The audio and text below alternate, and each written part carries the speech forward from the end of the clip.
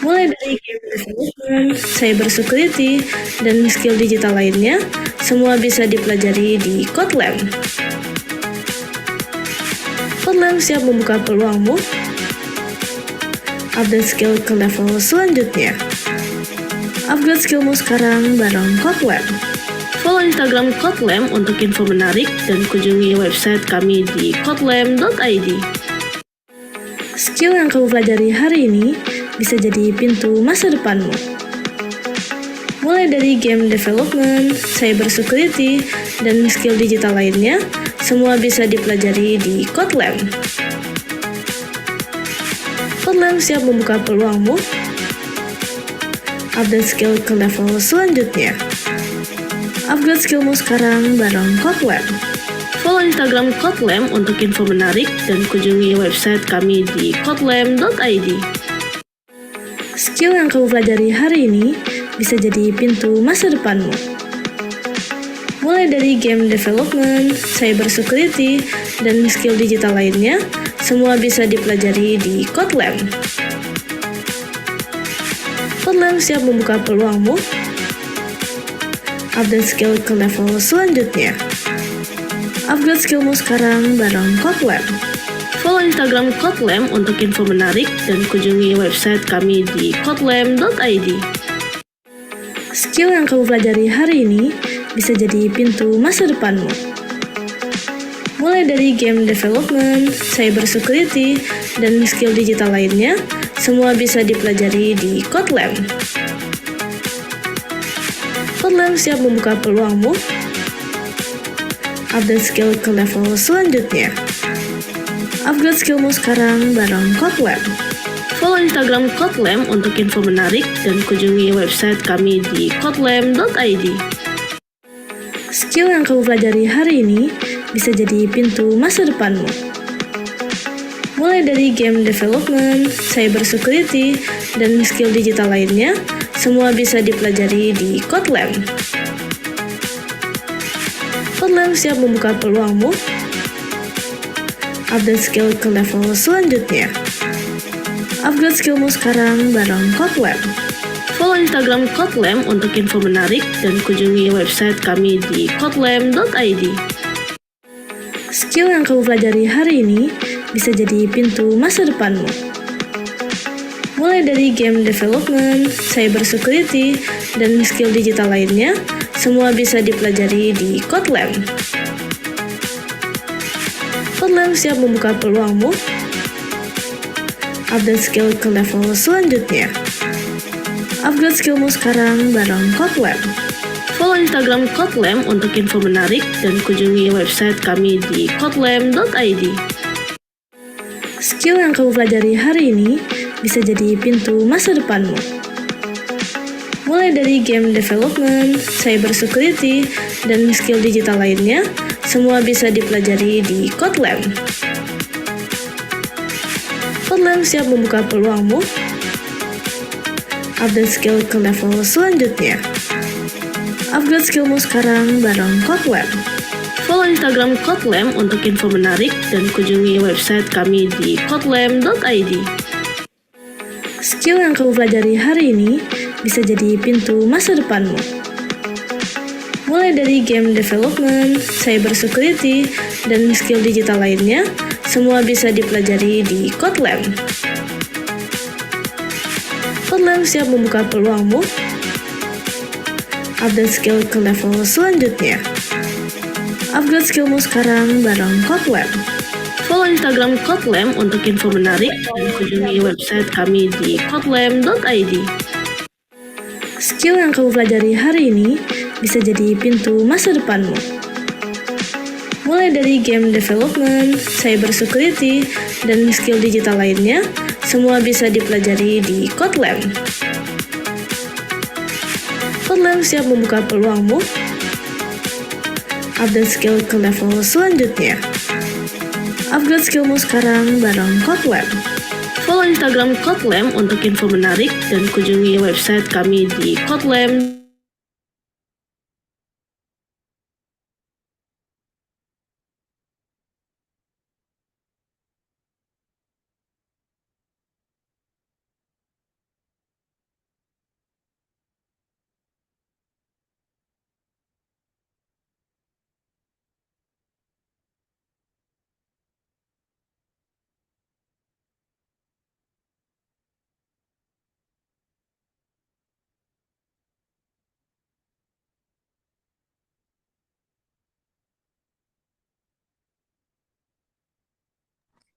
Halo, halo. Bismillahirrahmanirrahim. Assalamualaikum warahmatullahi wabarakatuh, teman-teman semua. Selamat malam.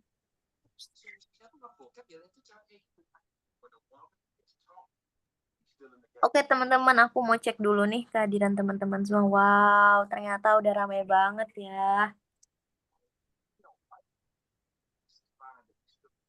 Oke, mungkin aku baru ngeliat nih beberapa nama teman-teman. Mungkin baru join ya di webinar kali ini. Aku akan perkenalkan namaku ulang. Halo teman-teman, aku Anissa Saharani, biasa dipanggil Anissa. Jadi nanti kita akan bertegur sapa selama sesi pada malam hari ini ya teman-teman. Kalian bisa panggil aku Anissa atau siapapun dah enaknya, asal jangan sayang ya. Agak berat kayaknya kalau dipanggil sayang sama banyak orang. Oke, mungkin webinar malam hari ini udah ditunggu-tunggu banget nih. Di sini juga aku mau reminder teman-teman sekalian untuk jangan lupa mengaktifkan fitur kamera ya teman-teman agar kelihatan nih muka gantengnya, muka cantiknya. Terus juga jangan lupa untuk menonaktifkan fitur mikrofon agar acara pada malam hari ini bisa berjalan dengan lancar. Aku juga mau info kepada teman-teman sekalian bahwa acara pada malam hari ini didukung oleh Raksa Inovasi Teknologi, Karejo, Indie Games Group Indonesia, Komunitas Game Dev Jakarta, Komunitas Game Tech Polimedia, Komunitas Selasar Game Design, Komunitas Gamelan Yogyakarta, dan Dagelan Studio. Oke teman-teman sekalian, di sini juga udah hadir beberapa perwakilan dari komunitas. Ada Kak Masya dari Kotlem ya. Halo Kak Masya.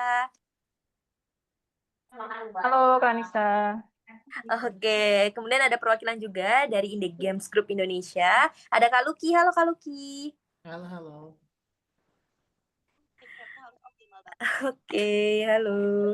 Nah, kemudian juga ada perwakilan dari Game Tech Polimedia. Ada Kak Adit. Halo Kak Adit. Halo, halo. Oke, udah hadir semua nih perwakilannya.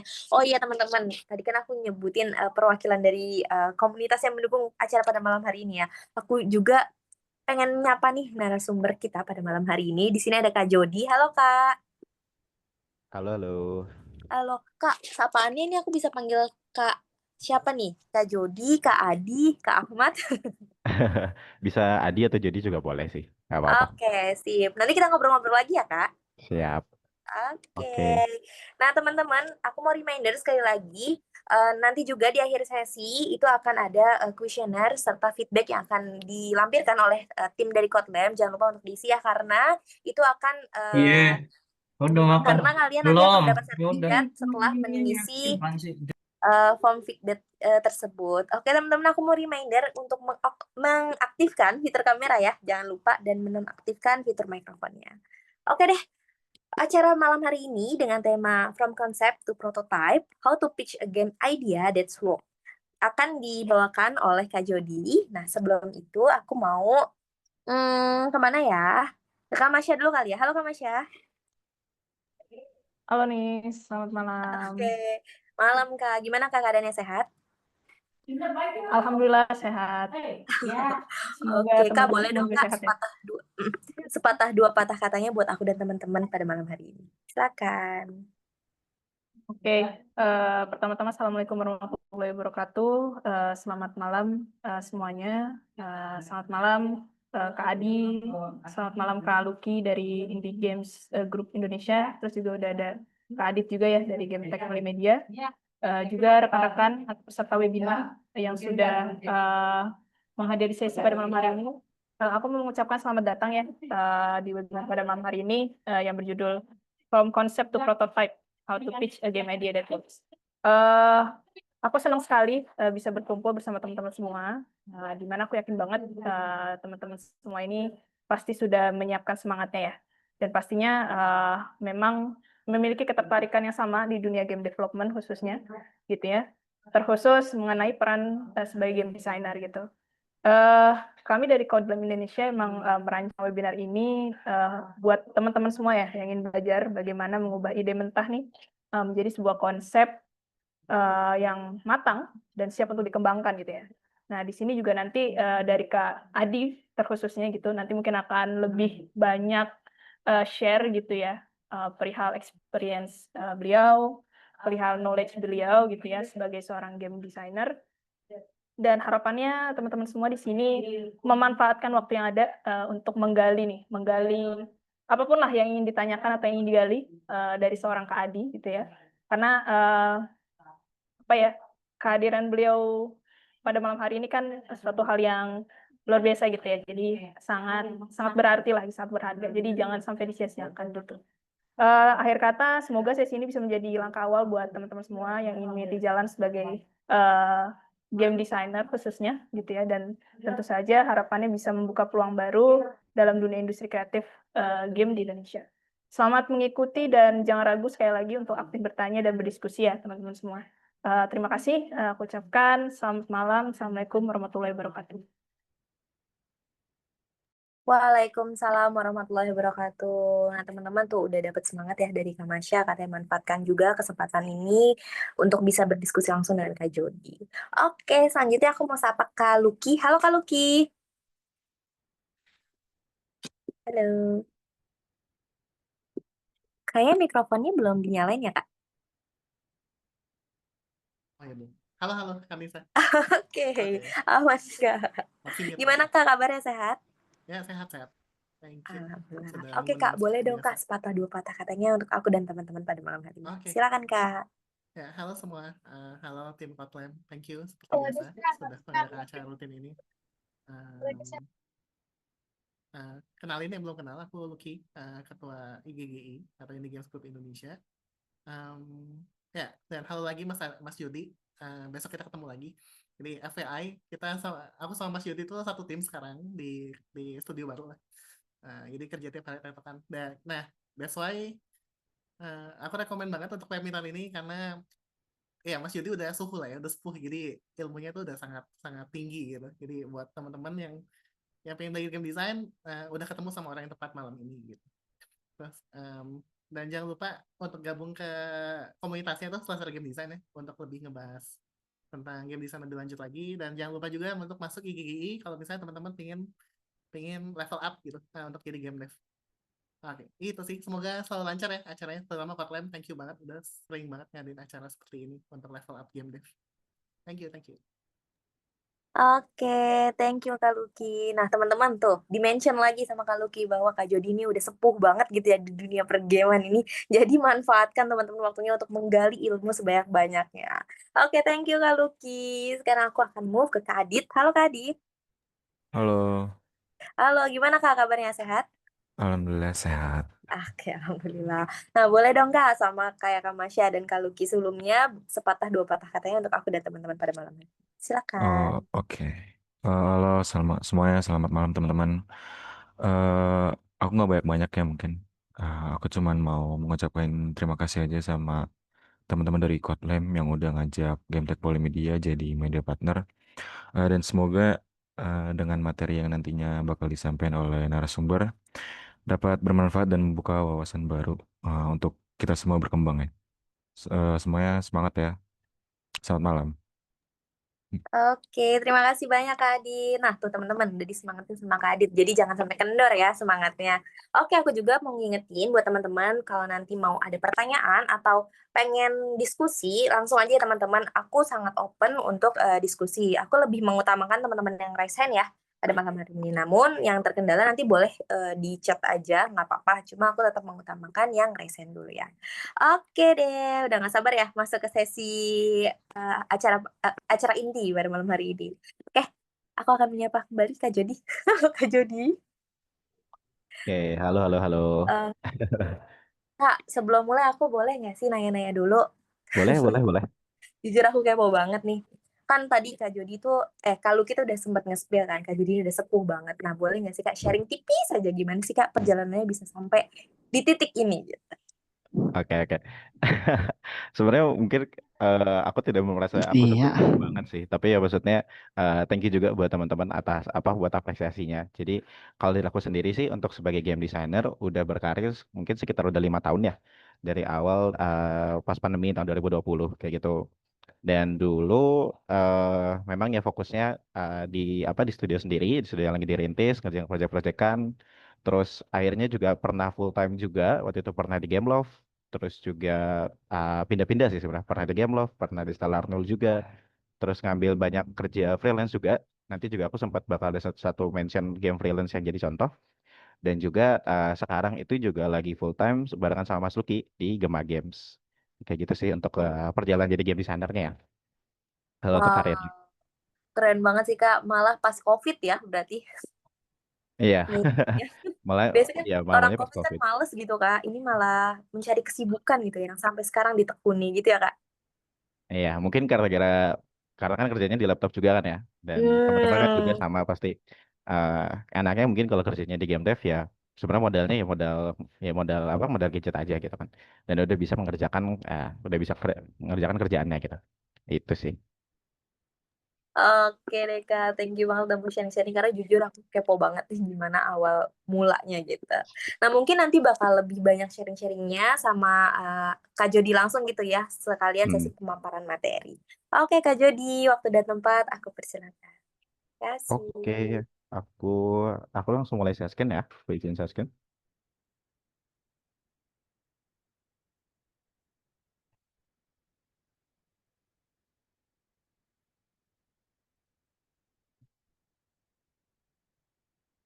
Oke, apakah udah kelihatan untuk screen-nya? Aman Kak, silakan. Oke, oke. Kalau gitu mungkin aku sedikit ngebuka lagi juga ya, sekalian kenalan lagi. Kenalin teman-teman, dan selamat malam juga. Nah, thank you ya, maksudnya sudah mau menyempatkan juga mau ikut sharing-sharing ini kayak gitu. Oke, kenalin lagi, namaku Adi atau Ahmad Jody. Teman-teman bebas manggilnya mau Adi ataupun Jody kayak gitu. Nah, di sini aku diajak sama Kotlem buat sharing-sharing terkait how to pitch a game idea that works. Nah, mungkin aku lihat sih kalau dari teman-teman partisipan banyak juga ya yang udah mulai terjun di industri game dev gitu. Entah itu mungkin teman-teman mahasiswa atau mungkin juga teman-teman emang udah kerja kayak gitu. Harapannya sih dengan aku sharing-sharing di sini mungkin ya bisa mungkin nambah ilmu baru atau mungkin sebagai refresher juga buat teman-teman yang udah berpengalaman bahwa gimana sih caranya kita nge-pitch sebuah game idea kayak gitu. Terutama gimana cara kita ngebikin idenya, terus kita nge-pitch ke temannya dan akhirnya dibikin sebagai prototype. Nah, mungkin sedikit kenalan lagi kalau dari backgroundku sendiri, di sini juga aku mewakili komunitas Lasar Game Design, yaitu merupakan komunitas khusus untuk kita berkumpul dan belajar game designer di seluruh Indonesia kayak gitu. Dan kita memang komunitasnya online ya, komunitasnya itu di Discord, jadi kayak kita open banget sama siapapun buat orang-orang yang pengen belajar game design. Dan juga tadi udah di-mention aku lagi full time juga di Gema Games dan lagi ngerjain lagi ngerjain freelance juga. Dan selain itu juga lagi ngerintis studio sendiri gitu. Namanya Delangan. Nah, langsung aja ya kita itu sedikit tentang aku. Langsung aja kita mulai ke pemaparan materi. Dan di sini aku bakal ada bahas 4 topik sih, 4 bab yang kita bahas. Yang pertama, tentunya gimana sih cara kita nemuin ide gamenya dulu kayak gitu. Nah, terus dari ide game, gimana cara kita kembangin konsep gamenya menjadi sebuah pitch. Terus ketiga, gimana cara kita nge-pitching ke timnya buat akhirnya kita diproduksi. Sampai keempat, cara kita ngevalidasi pitch itu sendiri gitu kan. Konsep gamenya itu sendiri. Oke, kita langsung ke yang pertama ya. Gimana sih cara kita menemukan sebuah ide game kayak gitu? Nah, kalau yang dari aku lihat dari pengalamanku dan kalau dengar-dengar dari teman-teman yang lebih sepuh lagi, biasanya sih cara kita menemukan ide game itu ada berbagai caranya kayak gitu kan.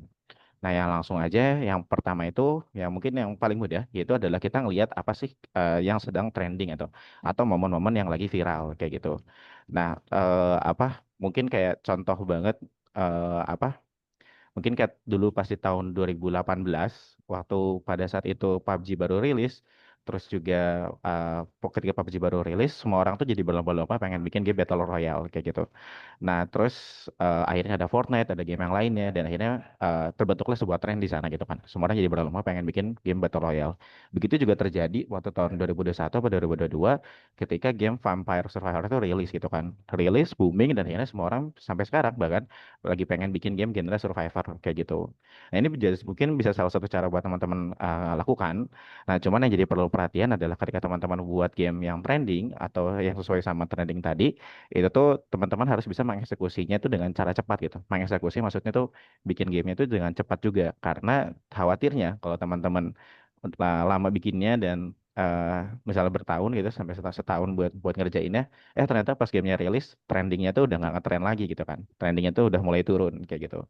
Nah itu ya disayangkan aja sih kayak gitu. Jadi kalau misalnya teman-teman pengen sesuai sama trending atau yang viral. Terus lanjut lagi, yang kedua itu tuh dengan kita bisa lakukan dengan riset kayak gitu. Kita bisa riset di berbagai tool. Kayak contohnya di sini yang aku screenshot itu dari toolnya Gamalytic. Di mana di Gamalytic ini tuh kita bisa ngeriset apa data-data dari Steam Games gitu kan.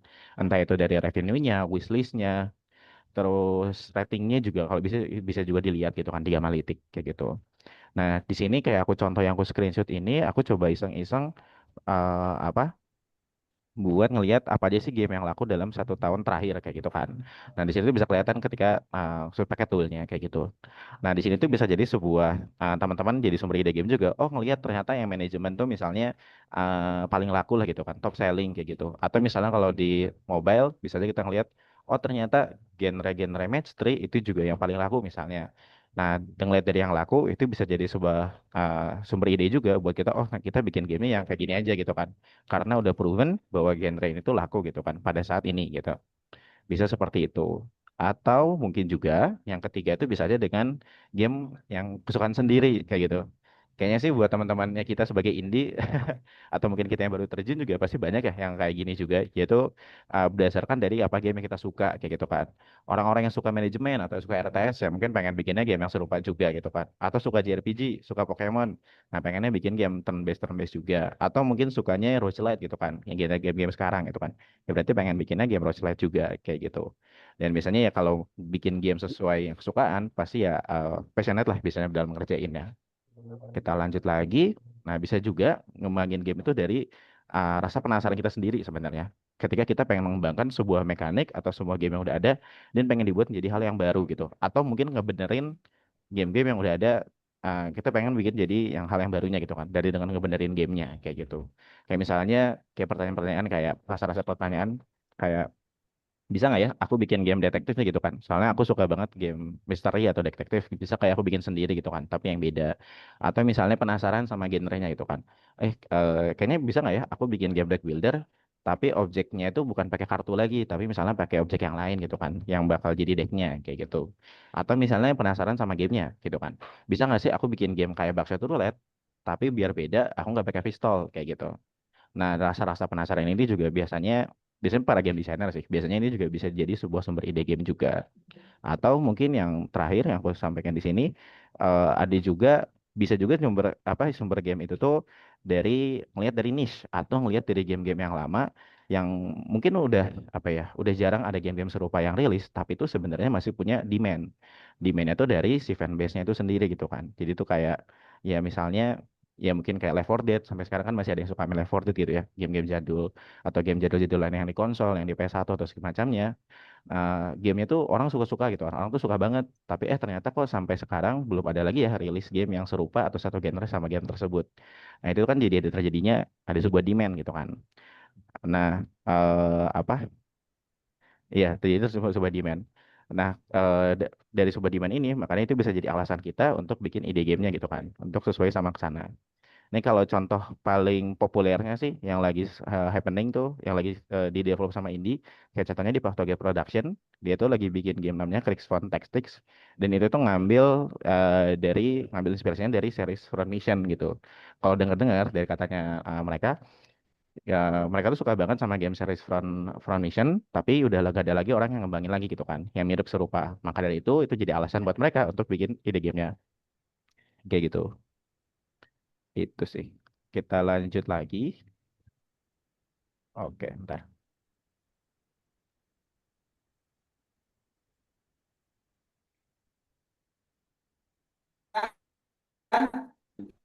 Kalau dibilang jalan buntu, dari juga masih orang udah dari Oh ya, BTW, kalau kameraku agak nge-lag, mohon maaf ya. Soalnya ini pakai kamera laptop dan nggak begitu kuat banget. Oke, sambil lanjut lagi. Nah, tadi kan kita udah tahu nih sumber-sumber ide game itu apa aja. Nah, kemudian gimana sih cara kita memilih ide gamenya gitu kan? Mungkin kita sekarang udah punya banyak ide game dari berbagai cara tadi gitu kan. Terus cara kita milih ide game itu bagaimana gitu kan? Apa aja sih yang perlu kita perhatikan? Nah, yang pertama sih kalau dari aku pribadi, poin pertama itu jangan ngejiplak kayak gitu. Jangan jangan ngeriskin atau jangan clone, tapi mendingan nge-remix kayak gitu. Kenapa begitu? Karena kalau misalnya kita pengen bikin, misalnya kayak tadi ya, kita suka banget nih sama game Left 4 Dead misalnya gitu. Terus kita pengen bikin game juga yang mirip kayak Left 4 Dead kayak gitu. Nah, kalau misalnya kita bikin sesuatu bahkan sampai nge-clone gitu, sampai benar-benar mirip, akan jadi susah untuk kita bisa stand out dibandingkan sama game originalnya kayak gitu kan. Ya bayangkan aja misalnya udah ada game Left 4 Dead yang orang tuh suka, yang udah ada fanbase-nya, terus nanti bakal disandingkan sama game kita yang baru, yaitu kayak Left 4 Dead, tapi kan bisa aja eksekusinya atau polishnya tuh lebih buruk dari yang udah ada gitu kan. Karena kan balik lagi kita mungkin indie gitu ya. Nah, karena seperti itu, pastinya orang-orang si player-playernya tadi pasti bakal milihnya tuh ya lebih milih mending main game originalnya aja gitu kan. Main si Left 4 Dead-nya langsung aja gitu. Ketimbang mainin game yang mirip Left 4 Dead tapi lebih jelek kayak gitu kan. Kayak gitu. Nah, makanya itu kalau misalnya kita nge-clone, walaupun ya tadi ya misalnya itu game kesukaan kita terus kita pengen nge-clone, yang perlu diperhatikan adalah kalau terlalu mirip, orang tuh bakal mengcompare secara langsung gitu kan. Ngedirect compete uh, mana game yang lebih better gitu kan. Dan tentunya bisa jadi karena kita anggapan ini kita semuanya indie, kita bisa jadi kayak kalah gitu kan. Ya udah, mereka pasti main gamenya yang game originalnya aja kayak gitu. Instead of ngejiplak atau nge-clone atau nge-reskin, bisa aja lebih baik itu dengan kita nge-remix kayak gitu. Nah, jadi nge-remix itu adalah kita tuh kayak ngambil konsep-konsep dari game yang udah ada, terus kita ubah-ubah lagi gitu kan. Kita cari hal-hal yang baru lagi atau kita cari yang berbeda lagi. Sehingga pada akhirnya game tersebut mungkin mirip secara referensi sama game yang udah ada, tapi secara gameplaynya itu udah beda kayak gitu. Dan namanya juga nge-remix. Nge-remix itu tuh nggak cuman bisa nggak cuma dilakukan dengan ngambil satu gamenya aja gitu kan, nggak cuma ngambil satu referensi aja, tapi bisa juga dilakukan dengan kita ngumpulin banyak referensi gitu kan. Jadi dari mekanik dari game A, terus mekanik dari game B, kita padukan semua dan akhirnya jadi sebuah game baru kayak gitu. Nah, ini mungkin yang aku juga lakukan dalam pekerjaanku di freelance. Jadi itu di tahun 2022 ada dalam game namanya Stacklands gitu kan yang udah rilis tahun 2022. Dan ini dipublishnya sama Spokpop. Ini cukup populer sih buat di kalangan indie ya untuk gamenya sendiri karena konsepnya itu begitu menarik. Yaitu di game Stacklands ini tuh game bisa dibilang game manajemen, game ya kayak game manajemen gitu. Tapi di sini semua objek dalam gamenya itu tuh dibikin jadi sebuah kartu kayak gitu. Dan cara interact dia dari kartu dari objek ke objek lainnya itu tuh dengan kita menumpukan si kartu-kartunya kayak gitu. Itu adalah sebuah konsep yang begitu menarik. Nah, akhirnya ini kerjaanku juga. Jadi di sini di kerjaanku freelanceku aku mengambil referensi dari si Stacklands gitu kan. Tapi aku remix, aku ubah gitu kan. Yang mana kalau di sebelumnya di game Stacklands itu dia game pilarnya itu tuh dia lebih ke uh, lebih ke collection gitu kan, lebih ke collection, lebih ke manajemennya, lebih ke automasi segala macamnya gitu-gitu. Itu adalah core directionnya game pilarnya dari mereka kayak gitu kan. Nah, di game yang aku bikin ini di freelance itu aku ubah gitu. Apa sih game pilarnya? Untuk secara mekaniknya, secara inti core mekaniknya masih sama-sama menggunakan kartu-kartu kayak gitu. Tapi dari segi game pilarnya sama dari segi core loop-nya juga itu tuh udah diubah. Di mana di sini kita bukan fokusnya ke manajemen, bukan fokusnya ke kayak otomasi segala macam atau resource gitu-gitu. Tapi di sini fokusnya tuh lebih ke combatnya gitu kan, lebih ke ekspresi combatnya si player gitu kan. Gimana sih si playernya itu ya mau bakal dihadapkan sama musuh yang terus berdatangan, ada enemy wave segala macam. Gimana sih player itu bisa survive sampai akhirnya memenangkan si game mode-nya gitu kan. Nah, kayak gitu. Jadi di sini tuh bisa banget teman-teman ya tadi dengan cara nge-remix. Ini kalau misalnya contohnya kayak gini ya. Nge-remix dengan diubah si game pilarnya sama si core loop-nya. Nah, lanjut aja buat things to consider yang berikutnya itu tentunya dari kapabilitas sama strength timnya kalian. Kalau misalnya kalian solo, ya udah, ini anggapnya kapabilitas diri sendiri ya. Nggak usah, ya dianggapnya timnya diri sendiri, kayak gitu. Nah, tentunya walaupun idenya kalian udah dapet ide bagus nih gitu kan, idenya bagus cemerlang atau misalnya kayaknya nggak ada orang yang bakal buat gitu kan. Nah, tapi juga tentunya kalian tuh harus ngeliat sendiri juga kira-kira dari kapabilitas tim kalian itu tuh capable nggak sih atau mampu nggak sih kira-kira untuk bikin gamenya gitu.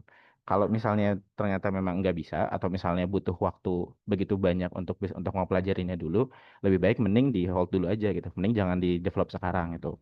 kayak gitu. Karena ya tentunya ini tuh bakal mempengaruhi dari timeline, dari scope dari si game itu sendiri gitu kan. Kalau misalnya kita belum menguasai cara-cara untuk bikin game tersebut kayak gitu. Dan lebih baik lagi selain kapabilitas juga dari segi strength-nya gitu kan. Strength tuh yang aku maksud di sini tuh kayak apa ya? Ya dia tuh jagonya di mana gitu. Jadi nggak cuma capable tapi juga jago dan emang passionate ke sana gitu kan. Kayak misalnya ya dia jago, misalnya dia emang suka apa ya contohnya, misalnya game gacha lah gitu kan. Dia suka banget sama game gacha dan emang juga bisa kebetulan bikin mekanik yang kayak gacha gitu kan. Ya udah itu tuh mungkin jadi salah satu strength-nya, salah satu timnya kalian apa strength di tim kalian kayak gitu kan. Nah, enaknya kalau kita nyesuaiin sama strength, mestinya sih cara kita buat ngeksekusinya tuh bakal lebih mudah gitu. Karena kita nggak perlu lebih banyak nge-learningnya lagi gitu kan. Nggak perlu banyak proses learningnya lagi untuk bikin si gamenya kayak gitu. Maka dari itu juga ketika kita mau bikin ide game, kita tuh juga harus memastikan, kita terus memetakan apa aja sih kapabilitas Harus sama strength-nya tim terus kita gitu. SPL. Kayak si programmernya itu bisa bikin apa, game desainernya juga sama, game desainernya itu bisa bikinnya kayak gimana, terus artisnya bisa bikin kayak gimana, terus sound desainernya bisa bikin kayak gimana, itu tuh semua juga harus diperhatikan kayak gitu kan, ketika akhirnya kita mau memilih ide game. Nah, lanjut lagi yang gak kalah pentingnya adalah dari segi scope dan juga dari segi budgetnya kayak gitu. Nah, karena kan tentunya aku yakin kan juga di sini teman-teman indie ya, yang pasti punya resource yang terbatas dari segi waktu dan dari segi budgetnya juga.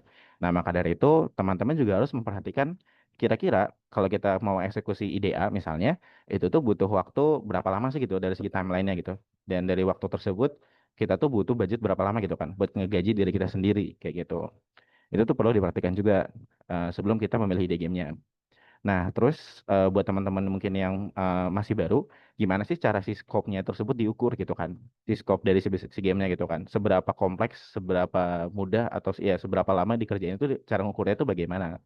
Nah, cara ngukurnya itu adalah kita membreakdown kira-kira di ide game ini, itu tuh bakal butuh fitur apa aja dan konten apa aja yang bakal ada di game tersebut. Konten tuh maksudnya kayak ini ya, kayak karakternya tuh nanti ada berapa sih gitu kan. Atau misalnya kayak levelnya tuh nanti ada berapa, atau misalnya nanti itemnya ada berapa. Itu tuh yang ku maksud sebagai konten ya. Nah, jadi fitur sama kontennya itu harus diukur dulu, apa harus di breakdown dulu. Kira-kira kita pengen bikin game aneh, kita pengen bikin game kayak tadi, pengen bikin game kayak Left 4 Dead gitu misalnya.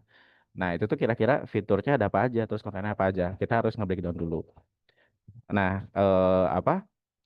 Dan juga dari setelah udah diukur, kita lihat lagi sama timnya kita gitu kan. Kita sesuaikan lagi dengan kapabilitas tim kita yang sekarang, itu tuh kira-kira seberapa cepat untuk kita bisa ngerjain fiturnya gitu kan misalnya. Misalnya aku ngambil tadi contohnya tadi ya, misalnya kayak game kayak Left 4 Dead misalnya gitu. Walaupun gamenya kegedean sih. Tapi nggak apa-apa lah, aku pakai Left 4 Dead dulu. Jadi kayak misalnya di Left 4 Dead kan ada mekanik tembak-tembakannya kan, shooternya gitu kan. Mekanik senjata apa mekanik weaponnya, mekanik senjatanya itu tuh kira-kira fitur senjata itu tuh berapa lama ya dikerjainnya gitu kan. Coba kita lihat juga sama sama kapabilitas tim kita. Oh ternyata kalau bikin shooter 3D itu misalnya butuh waktunya kayak 2 minggu gitu kan, misalnya kayak gitu. Nah waktunya 2 minggu untuk satu fitur tersebut. Nah terus kita lihat lagi setiap fitur-fitur yang ada yang kira-kira bakal ada itu kira-kira jadi totalnya tuh butuh waktunya berapa lama kayak gitu kan. Nah, waktu yang bakal nanti diperlukan itu kan juga langsung berpengaruh sama budgetnya gitu kan. Apalagi ya tentunya ya ketika kita udah ngegaji timnya kita sendiri juga gitu kan. Atau ibaratnya kita ngegaji diri kita sendiri kayak gitu. Nah, jadi ya saran dari aku sih, terutama buat kita yang mungkin indie juga, sorry, buat yang indie juga, ketika kita memilih scope, memilih game yang scope-nya seperti apa, mending jangan yang scope-nya itu terlalu besar atau maksudnya waktunya yang dibutuhkan untuk kerjaan itu terlalu lama gitu, kayak sampai bahkan bertahun-tahun, kayak setahun 2 tahun. Karena ya apalagi kalau kalian budgetnya limited gitu kan ya.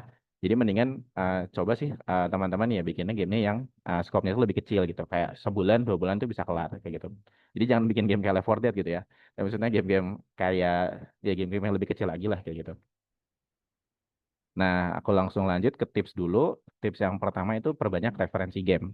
Karena kita ngomongin cara menemukan ide ya. Cara menemukan ide itu salah satunya bagusnya itu dengan kita perbanyak juga referensi game. Cara perbanyaknya bisa dengan kita main banyak game atau kita nonton gameplay dari game-game gitu kan. Sekarang kan udah ada YouTube ya. Dan YouTube kan juga ya kontennya ada banyak banget dan kayak semua game itu pasti ada versi gameplaynya di YouTube gitu. Nah, teman-teman tuh bisa manfaatkan tersebut untuk mempelajari si gamenya kayak gitu. Untuk setidaknya sekedar tahu, oh ternyata tuh ada game ini ya gitu kan. Walaupun mungkin teman-teman gak suka sama gamenya kayak gitu. Kayak misalnya, ini gamenya misalnya RTS gitu kan, real time strategi. Dan teman-teman sebenarnya nggak suka sama genre yang RTS tadi. Gak ada salahnya juga sih buat teman-teman nonton tersebut gitu. Jadi biar teman-teman tuh bisa tahu. Kenapa? Karena ini yang aku sebut di poin ketiga, karena bisa aja game yang kita mainin atau kita tonton sekarang itu tuh ini terutama buat game designer ya, atau sebenarnya orang lain juga bisa sih. Bisa aja game yang kita mainin sekarang itu tuh menjadi sebuah referensi untuk kerjaan kita ke depan kayak gitu. Dari aku pribadi, aku sering banget main apa ya, nonton game random atau main game random. Nah, terus ternyata itu tuh kepake gitu kan. Jadi tuh kayak misalnya aku lagi ngerjain kerjaan freelanceku gitu kan. Terus oh iya aku tuh inget di 2 tahun yang lalu, kayak sekitar berapa tahun yang lalu, aku ngeliat ada game yang mungkin satu genre sama game yang aku kerjakan sekarang kayak gitu kan. Dan akhirnya itu menjadi sebuah referensi, oh ya mungkin aku bisa ngambil mekaniknya gitu kan. Aku kembangkan lagi mekaniknya dari referensi yang dulu aku lihat 2 tahun yang lalu kayak gitu. Nah, maka itu kan kita nggak tahu ya. Kan kita mungkin nggak bisa memprediksi juga kita berikutnya tuh bakal ngerjakan game apa gitu kan. Ketika kita lagi bekerja di berkarir di industri game dev gitu kan. Maka dari itu bisa ya gitu, makanya kita perbanyak aja referensinya kayak gitu. Nah, kalau dari aku sendiri sih rumusnya sih gini, sih, semakin banyak referensi semakin kreatif. Dan ini aku yakin sih kalau kalian perhatiin juga orang-orang kreatif tuh sebenarnya emang referensinya banyak kayak gitu. Ini applicable, menurutku sih ini applicable buat semua ya, nggak cuma buat industri game dev, tapi buat yang lain juga. Kalau kalian mau kreatif, kalau kalian istilahnya pengen banyak ide, atau misalnya otaknya encer gitu ya, ada ide terus, sebenarnya itu cara salah satunya adalah semakin perbanyak referensi kalian, kayak gitu sih. Kita lanjut lagi, tips yang kedua, ini find the sweet spot, kayak gitu. Nah, iya tadi kan udah ada beberapa hal yang things to consider-nya kan. Nah, salah cara kita meng-applicable-nya, akan lebih bagus lagi ketika kita tuh bisa apa akan lebih bagus lagi kalau misalnya kita tuh si gamenya ini tuh bisa bisa 3 hal ini gitu kan, yaitu adalah pertama itu sesuai sama strength-nya tim kalian, strength sama kapabilitas kalian. Terus yang kedua, secara demand, secara marketnya tuh orang-orang emang butuh gitu kan, secara market emang butuh atau secara market tuh bakal laku gitu kan. Terus yang ketiga juga secara scope-nya tuh bisa dikerjakan sama kalian gitu kan, dengan budget atau scope yang terbatas yang kalian kayak gitu. Nah, pokoknya ini tuh ya kalau kalian sudah menemukan ide game seperti apa yang bisa memenuhi ketiga aspek ini, nah itu pokoknya ya udah ya bagus lah gitu. Udah mestinya sih jalannya udah bener ya. Kayak gitu. Oke, nah lanjut lagi. Nah, teman-teman tadi udah tahu ya caranya kita nyari ide game kayak gimana dan cara kita memilih ide gamenya gimana. Nah, sekarang kita lanjut ke bab yang kedua, gimana sih cara kita ngembangin si ide gamenya kayak gitu. Jadi kan yang namanya ide game itu tuh bisa aja cuman 1 paragraf atau 2 paragraf gitu kan. Kayak misalnya tadi aku pengen bikin game kayak Left 4 Dead tapi bukan zombie misalnya kayak gitu. Itu adalah sebuah ide gamenya gitu kan. Sebuah premis dari ide gamenya kayak gitu. Nah, terus eh, setelah kita udah punya premis tadi, udah punya ide game tadi, lanjutannya tuh kita harus ngapain gitu kan? Gimana sih cara kita menjabarkan ide tersebut? Ini adalah salah satu tool yang kita di Selasar Game Design, di komunitas Selasar Game Design, itu sering pakai juga, yaitu adalah kita bikin namanya One Page GDD. Nah, dengan One Page GDD ini udah menjelaskan beberapa elemen yang ada dalam konsep gamenya, kayak gitu. Yang hopefully dengan kita bikin pakai format ini, teman-teman tuh udah bisa langsung ngejelasin ke tim kalian gitu. Aku tuh ada ide game kayak gini loh. Nah, terus nanti cara jelasinnya tuh dengan pakai One Page GDD ini gitu kan. Kalian pitching dengan pakai One Page GDD ini, kayak gitu. Ini ya kalau teman-teman mau pakai juga boleh banget untuk si template-nya ya. Dan kalau kalian udah join SGD sih mestinya juga udah familiar sama format ini karena sering kita pakai di event-event. Oke, nanti bisa aku share juga kita sambil aku lanjut dulu ya. Nah, berikutnya aku pengen bahas elemen-elemen yang ada dalam si One Page GDD gitu kan. Sebagai salah satu framework, salah satu format buat kalian ngembangin ide gamenya. Yaitu yang pertama dari premisnya itu sendiri, kayak gitu kan. Premisnya itu sendiri, itu tuh bisa dibentuk dengan, oh ya premis itu sebenarnya apa sih? Jadi premis itu tuh sebenarnya adalah gambaran singkat dari gamenya gitu.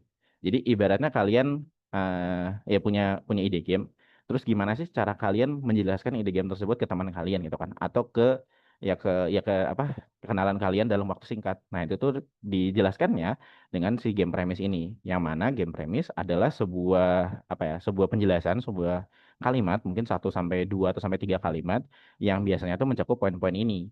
Yaitu pertama deskripsi genre game.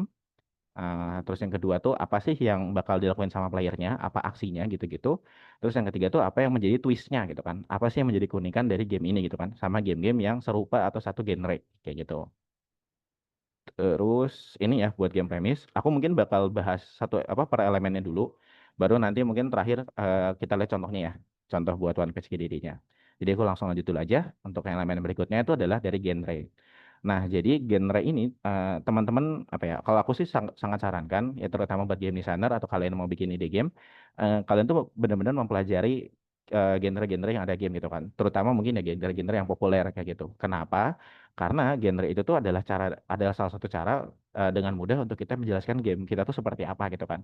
Gameplaynya tuh seperti apa gitu. Ketika kita bilang farming simulator, oh kita udah ngerti gitu kan. Oh ternyata, oh ya kalau kita bilang game farming simulator, ya berarti nanti di gameplaynya kita bakal bercocok tanam gitu kan. Terus ya ada elemen simulatornya gitu kan. Mengsimulasikan gimana kita farming di real life tapi jadi sebuah game gitu kan. Itu contohnya tadi kan genre farming simulator. Atau misalnya misalnya genre city builder gitu kan. Oh berarti orang juga bisa langsung nangkep. Oh berarti bakal bangun sesuatu nih di gamenya gitu kan. Objektifnya atau aksinya itu adalah bikin-bikin sesuatu dalam gamenya gitu. Nah maka dari itu perlu buat teman-teman yang namanya pengen bikin ide game, teman-teman tuh harus mempelajari genre-genre yang ada. Sehingga teman-teman tuh bisa melabeli game kalian tuh dengan genre yang benar kayak gitu. Karena ya tadi biar nanti dijelasin itu dengan cara gampang kayak gitu. Karena kan juga tadi ya di premis sendiri poin pertama itu dari genre-nya gitu kan. Karena ya genre itu cara cara cepatnya untuk kita jelasin gameplay. Oke. Lanjut lagi itu poin elemen berikutnya itu dari platform. Jadi platformnya apa sih yang bakal gamenya itu tersebut di apa? Ya dirilis, misalnya itu di komputer atau misalnya di mobile atau mungkin di konsol atau mungkin di VR atau segala macamnya kayak gitu kan.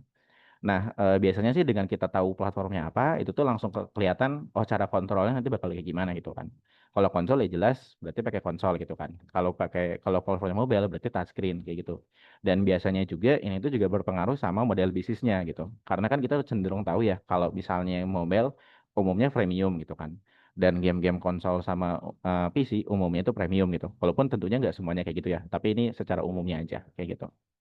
Dan juga ya kalau secara technical side-nya ini juga mempengaruhi, oh berarti nanti tuh si gamenya harus dioptimisasi dengan cara kayak gimana ya gitu. Kalau ngeliatin dari platformnya.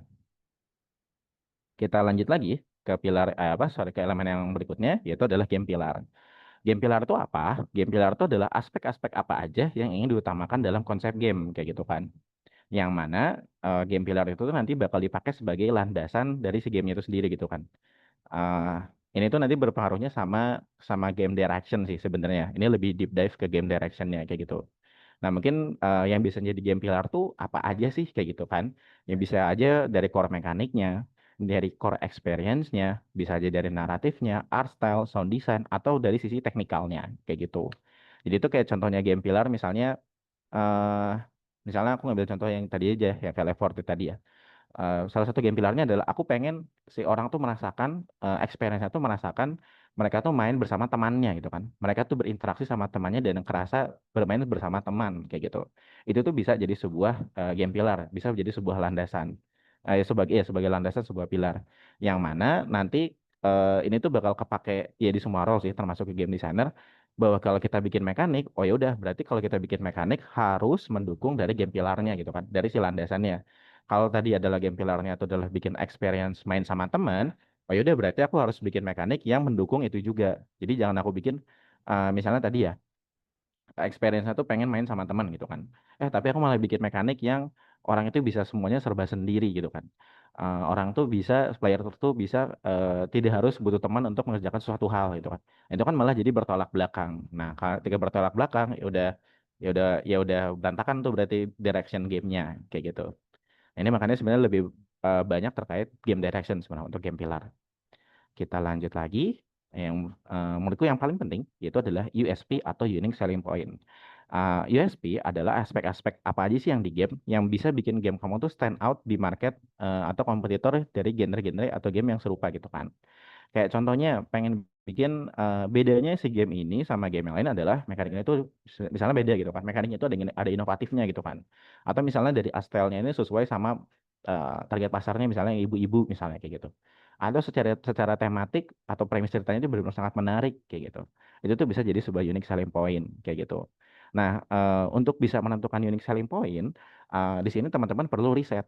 Teman-teman perlu riset, perlu ngelihat game-game yang serupa dari genrenya gitu kan. Misalnya kayak tadi eh lagi-lagi Left 4 Dead, ya nggak udah lagi-lagi misalnya contohnya Left 4 Dead gitu kan. Misalnya game-game teman-teman ini pasti pada main Left 4 Dead juga kan ya. Takutnya ada yang malah nggak pernah main juga. Karena game lama juga sih. Ya misalnya jangan Left 4 Dead deh. Misalnya apa ya yang baru itu misalnya MOBA deh, misalnya MOBA yang gampang banget. Misalnya kayak bikin game MOBA atau kayak Mobile Legend gitu kan. MOBA itu kan udah ada banyak ya. Yang template-nya kayak Mobile Legend itu kan udah ada banyak ya kan kayak klon-klonnya kayak gitu-gitu. Nah, ketika kita pengen bikin sebuah game MOBA, apa sih yang nantinya bakal bisa kita stand out dari kompetitor kita kayak gitu. Itu tuh perlu kita define di awal gitu kan. Misalnya kita pengen bikin game MOBA, tapi dia tuh nggak 5 lawan 5, tapi tuh dia tuh misalnya 8 lawan 8 gitu misalnya. Aku ngarang aja ya. Misalnya 8 kali 8 apa 8 lawan 8 orang kayak gitu. Itu kan secara core mekaniknya udah beda gitu kan. Oh ternyata ini gak 5 lawan 5 tapi 8 lawan 8 gitu kan. Nah ketika itu udah berbeda, teman-teman tuh jadi bisa lebih stand out sama dibanding kompetitor-kompetitornya kayak gitu. Lebih banyak lagi poin-poin USB lebih baik gitu kan. Maka itu bakal membantu game kalian untuk bisa lebih stand out lagi. Nah tadi balik lagi ke poin yang ketiga ini, untuk cara nentuin USP itu kita perlu riset gitu kan. Misalnya tadi ya, contohnya yang tadi ya MOBA 8 kali 8.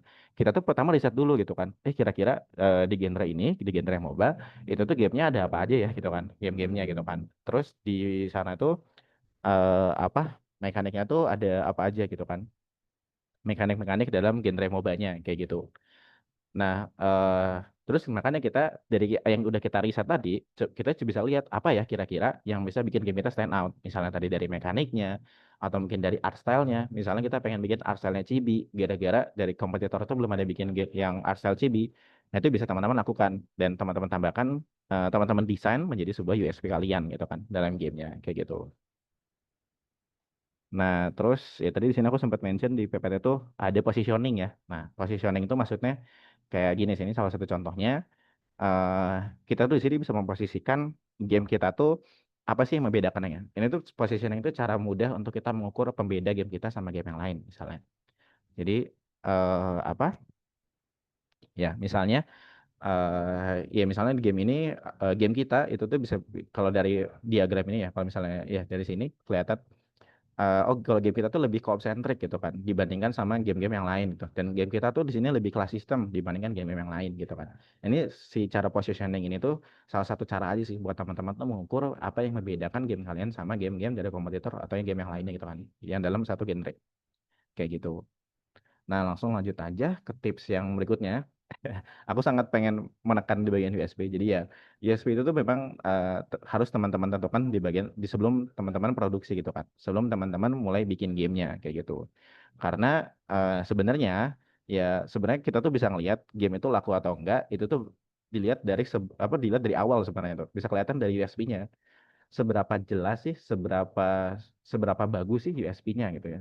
Karena kalau misalnya kita misalnya kita ngeliat ada sebuah konsep game nih, atau kita ngeliat ada game yang lagi dikembangin, tapi kita sendiri juga nggak ngeliat apa sih sebenarnya yang beda ini sama game yang lain gitu kan. Apa sih yang ngebedain game MOBA ini sama game yang lain? Kok ini sama-sama aja kayak AoV misalnya, atau sama kayak Mobile Legend kayak gitu. Nah kalau dari USB-nya aja udah nggak kelihatan, bisa jadi tuh orang-orang juga nggak akan ngelirik gamenya gitu kan. Ngapain aku main game AoV misalnya, kalau aku bisa main game Mobile Legend misalnya kayak gitu kan. Iya misalnya kayak gitu. Ngapain aku main game mirip kayak Hades kalau misalnya aku bisa main game Hades aja gitu kan. Contohnya gitu ya kalau game Roguelite kayak gitu. Nah makanya itu kita ya sebagai kita yang bikin ide gamenya, yang kita ngembangin konsep konsep ide gamenya, perlu dari awal kita juga nentuin USP-nya tuh mau apa gitu kan. Nah jadi USP-nya ini tuh sebenarnya nanti juga bisa jadi salah satu dari si game pilarnya juga gitu kan. Sebagai hal yang bakal kita fokuskan dalam gamenya gitu kan. Sebagai landasan dari gamenya. Kayak gitu sih.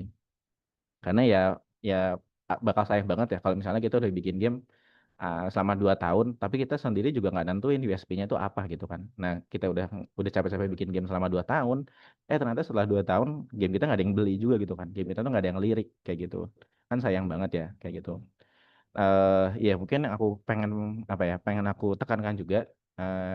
ya apa sadarlah kalau game itu kan adalah produk tersier ya. Jadi kan bukan produk apa bukan kebutuhan primer atau sekunder tapi kebutuhan tersier gitu kan. Karena kan ini cuma entertainment. Dan karena ini entertainment eh, ini tuh barang yang sangat subjektif gitu kan. Game yang aku rilis mungkin bagus buat buat orang buat sebagian orang tapi nggak buat sebagian orang lain gitu kan. Sangat subjektif kayak gitu.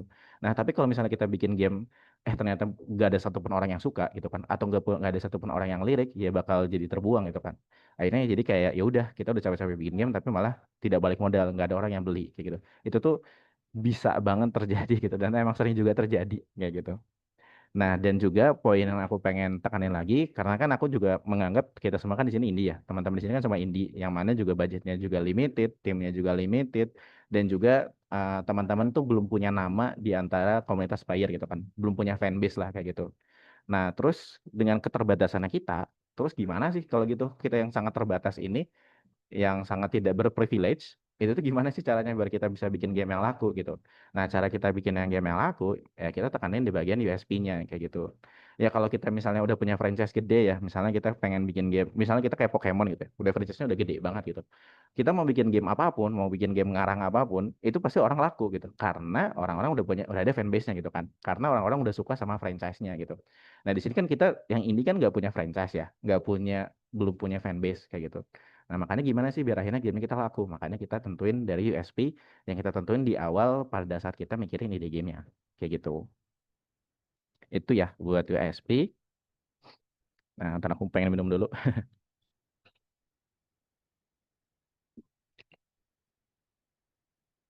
Oke, kita lanjut lagi ke elemen yang berikutnya yaitu di core mekaniknya. Nah, core mekanik ini tuh adalah mekanik apa sih yang diutamakan yang mau kita kembangkan dalam gamenya gitu. Dan mekanik ini itulah yang bakal nentuin bagaimana sih si gameplay dari gamenya gitu kan. Kayak tadi misalnya kita pengen bikin game farming sim gitu kan. Tapi farming simnya ceritanya itu tentang tumbuhan hidroponik misalnya kayak gitu. Nah, terus nanti ya mekanik gamenya adalah gimana cara kita ngerawat si tanaman hidroponik misalnya kayak gitu kan.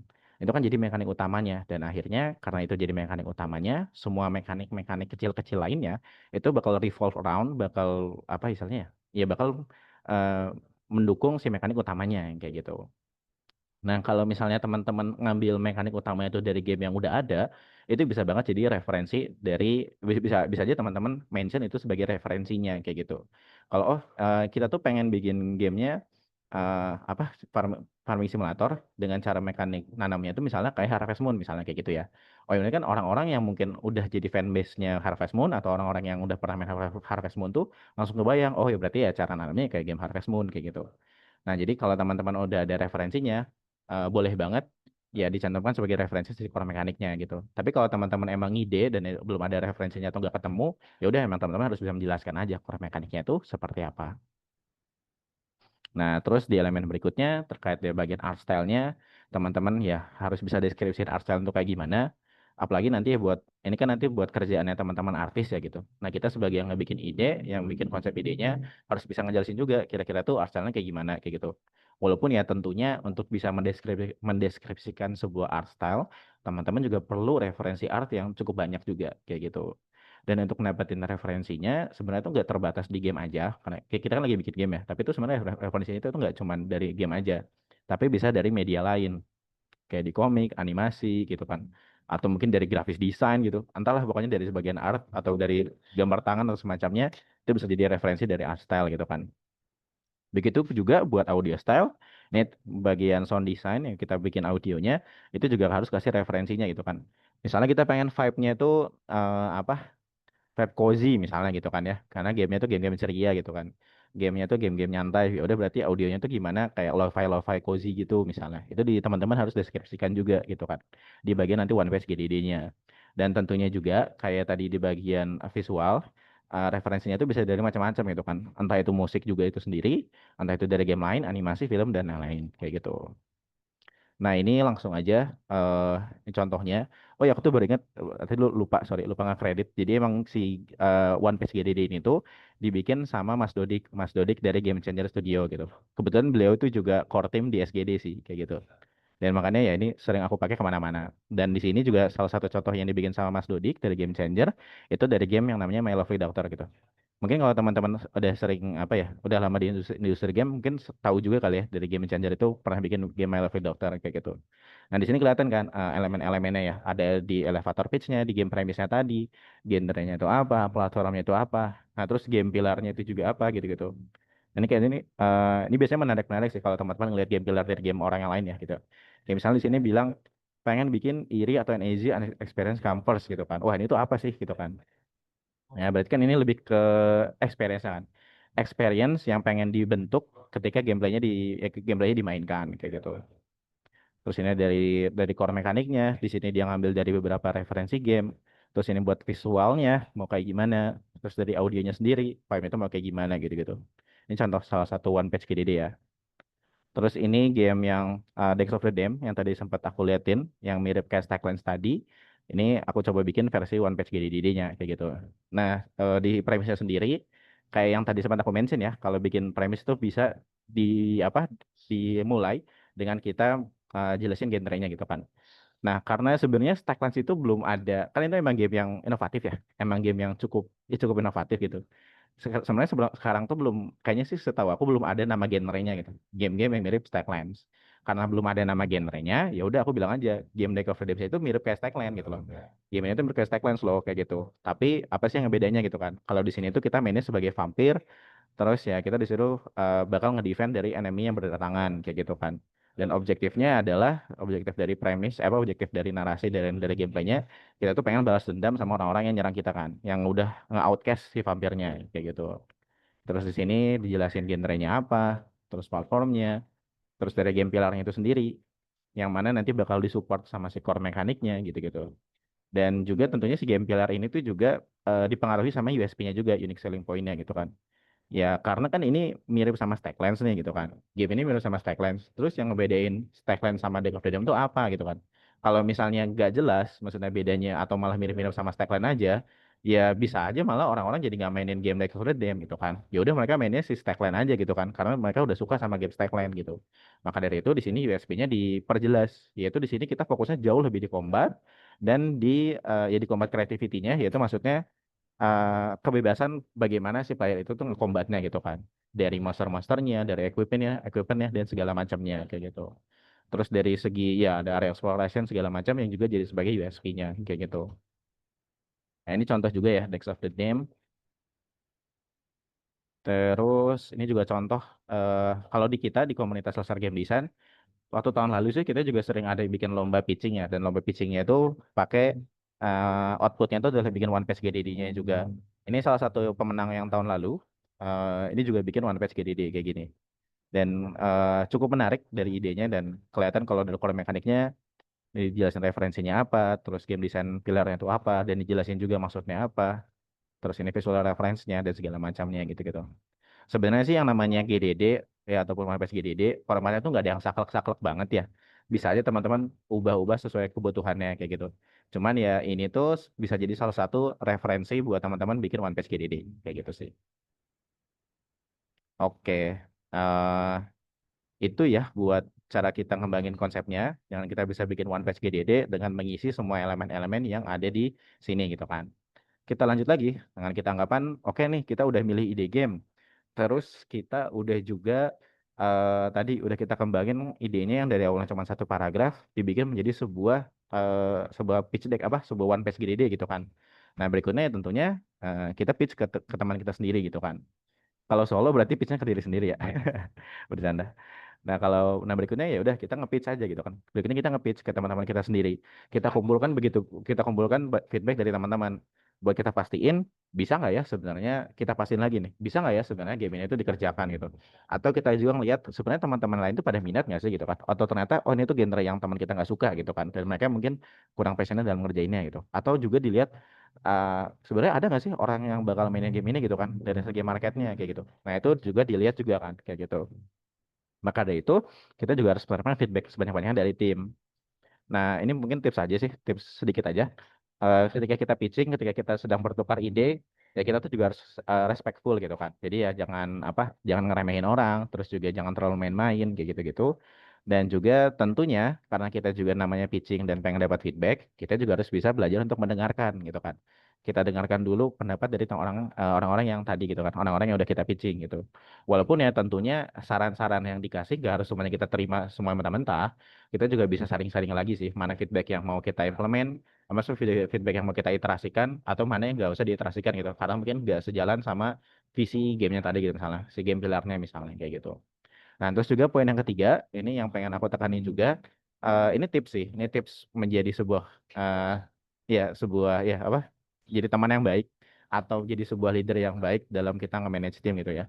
Ini adalah selalu beri kredit ide atau masukan orang lain gitu. Dengan cara kita nginget siapa sih yang ngasih ide tersebut kayak gitu.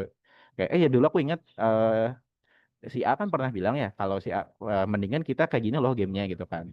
Atau iya nih kita akhirnya atau misalnya dalam konteks lain, oh ini kita bikin gamenya kayak gini soalnya ya dapat masukan juga nih dari si A gitu gitu. Nah ini tuh sebenarnya hal-hal kecil tapi percayalah ini tuh bisa ngerekatin tim sebenarnya, ngasih kredit. Oke, kita lanjut lagi langsung ke bagian untuk yang validasi kayak gitu. Nah, kita udah udah ngembangin apa udah nentuin ide game, udah ngembangin ide gamenya juga, udah kita pitching juga ke tim dan ternyata teman-teman udah akhirnya udah sepakat, oke deh kita bikin si game tersebut. Nah, tunggu dulu, kita juga harus lakukan validasi terakhir kayak gitu. Nah, validasi di sini kita harus validasi ada dua sih yang di sini aku tulis. Pertama validasi konsepnya juga gitu kan. Validasi konsepnya dulu, kira-kira dari premis, dari elevator pitch-nya atau dari one page GD-nya tuh sebenarnya oke nggak sih si game ini gitu kan. Nah, terus juga nanti kalau ini kan dari konsepnya. Terus kalau misalnya udah mulai ngerjain prototype, kira-kira ini tuh udah oke nggak sih si gamenya gitu kan. Ntar aku loncat dulu, mungkin ke sini dulu aja. Nah, cara ngevalidasinya tuh kayak gimana gitu kan. Ini tuh bisa dilakukan dua-duanya ya, buat validasi konsep atau juga ngevalidasi prototype. Cara validasinya tuh ada banyak caranya. Yang utamanya sih di sini aku bagi dua ya. Bisa minta pendapat ke target market, ke si player yang nanti, atau juga minta pendapat sama developer publisher. Walaupun sebenarnya aku bakal lebih menyarankan tentunya minta pendapat ke target market ya. Karena kan ini orang yang bakal beli game kamu gitu kan. Developer kan belum tentu teman-teman kalian developer kan belum tentu main game kalian juga kan. Ya teman tapi belum tentu beli gitu kan. Kayak gitu. Nah, makanya di sini minta pendapat dari target market yang utamanya. Caranya gimana? Cara ngevalidasinya bisa kalian ngeposting di sosmed. Misalnya kalian ya WIP kalian ya work in progress game kalian atau konsep game kalian jabarin ke sosmed gitu kan. Kira-kira orang suka nggak sih? Do you like this gitu kan? Do you like this idea? Do you like farming simulator? Tapi kamu bikin hidroponik misalnya kayak gitu kan? Kalian posting di sosmed dan mungkin dari di situ tuh bisa dapat feedback juga kan? Mungkin dari feedback dari orang yang like atau feedback dari orang yang komen kayak gitu-gitu. Dan juga ya bisa juga di komunitas gitu, komunitas player ya maksudnya, komunitas player gitu. Misalnya ada Discord orang yang suka main game turn based RPG misalnya atau orang yang pencinta game-game gacha kan ada ya gitu komunitas player kayak gitu. Nah, kalau game kalian sejalan atau segenre sama komunitas tersebut, ya makanya gunakanlah komunitas tersebut buat kalian validasi gitu kan. Aku pengen bikin game pengen bikin game gacha nih, ini ngarang aja ya. Pengen bikin game gacha nih, atau misalnya pengen bikin game roguelite lah, jangan gacha deh. Pengen bikin game roguelite nih, kira-kira kamu bakal suka nggak ya kalau gamenya kayak gini, kayak gitu. Itu bisa teman-teman validasi. Atau juga di Reddit sih. Aku pribadi sebenarnya belum pakai Reddit, tapi setahu aku memang di Reddit itu semacam kayak ada komunitas-komunitas lagi dan komunitasnya itu udah cukup banyak gitu ya di Reddit kayak gitu. Atau ya bisa juga dengan kita interview langsung gitu. Kalian tahu, oh ini orang tuh suka banget sama game roguelite gitu kan. Dan kebetulan kita lagi bikin game roguelite. Ya udah kita coba aja tanya ke dia, interview kira-kira dia suka nggak sih sama game yang kayak kita gitu kan. Terus mungkin kalau misalnya interview sih sebenarnya lebih enak ya. Kalau misalnya kalian bisa interview. Kira-kira ada begitu banyak informasi yang bisa didapat gitu kan. Misalnya tadi buat ngevalidasi game, bisa juga buat kita dapetin apa sih pain point sama gain point, ya utamanya pain point sih, pain point sama gain point yang ada dalam genre ini kan. Oh ternyata misalnya di game roguelite biasanya dia kesel, dia mati terus misalnya kayak gitu. Itu kan jadi sebuah pain point dan itu tuh bisa jadi sebuah sebuah insight buat teman-teman ngedesain gamenya gitu kan.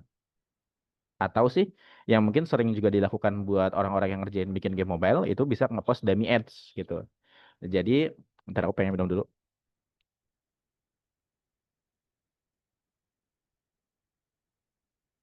Oke, sorry. Nah, buat yang dummy ads, jadi biasanya sih ini kerjaan sama orang-orang yang bikin game mobile. Dan itu misalnya mereka udah ada konsep game nih, pengen bikin game hyper casual tentang apa ya? ya bikin hyper casual tentang balap motor misalnya kayak gitu. Nah, si konsep game tadi atau mungkin kayak cuma sekedar animasi atau sekedar iya sekedar apa? Ya sekedar prototype gitu. Bukan prototype sih, tapi lebih kayak iklan aja sih, kayak iklan video iklan gitu. Mereka post tuh di Facebook gitu. Soalnya kan di Facebook itu kita bisa secara spesifik minta itu tuh dimarketkan apa di ads-nya itu ditunjukkan ke siapa ya. Ke golongannya kayak gimana, terus kesukaan interestnya dia apa gitu. Itu tuh bisa sangat spesifik bisa kita atur di ads-nya gitu kan. Udah kita atur spesifik sama target marketnya kita, terus kita post di ads-nya gitu kan. Nah, kalau ternyata ads-nya itu banyak yang ngeklik, banyak yang ngeklik, berarti kan orang-orang tertarik tuh sama konsepnya gitu kan. Ya udah berarti karena dia suka konsepnya, kita bisa ngevalidasi. Oh, ternyata banyak nih orang yang suka sama konsep game kayak gini, kayak gitu. Ya ini cara-cara aja sih, seharusnya post dummy ads kayak gitu. Atau ya sebenarnya nggak salah juga buat kalian minta pendapat sesama developer atau sama publisher gitu. Biasanya sih kalau developer publisher tuh lebih bagusnya, maksudnya lebih insightfulnya tuh ketika di bagian teknisnya gitu kan. Entah itu teknis dari game desainnya, dari artnya, atau teknisnya dari programming side-nya juga gitu-gitu. Itu tuh bakal bisa kebantu banget ketika kita ngomong sama developer atau publisher kayak gitu kan. Dan kalau dari publisher sendiri sih mestinya juga dia bisa ngelihat, oh ini sebenarnya USP dari gamenya tuh dapat nggak ya? Atau USP dari gamenya tuh menarik nggak ya? Atau ternyata ini USP-nya tuh bukan USP sebenarnya, bukan unique selling point, tapi nggak tidak menarik gitu misalnya. Itu bisa publisher sih mata apa ya? Sudut pandang publisher sih kadang-kadang bisa melihat seperti itu. Terus ketemunya di mana developer publisher? Tentunya ya di event-event komunitas. Ya kayak di sini misalnya di Kotlem atau misalnya di event komunitas-komunitas di komunitas lainnya dan juga ya bisa dari gathering, dari sesi dari event networking atau bahkan event conference gitu ya. Kalau kalian pengen ngobrolin sama publisher, itu cara validasinya.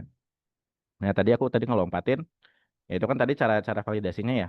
Nah, terus kita kesini dulu deh ke validasi prototype. Nah, jadi game yang akhirnya kan tadi kalian udah sepakat nih sama tim dan kalian juga udah validasi konsepnya. Maka kan lanjutnya kalian bakal bikin sambil ngerjain si prototype-nya gitu kan. Nah, validasi prototipe ini perlu kalian lakukan tuh se-early mungkin gitu kan. Ketika kalian udah ngerjainnya. Mungkin kayak 1 bulan atau 2 bulan, tapi lebih cepat lebih baik kayak gitu.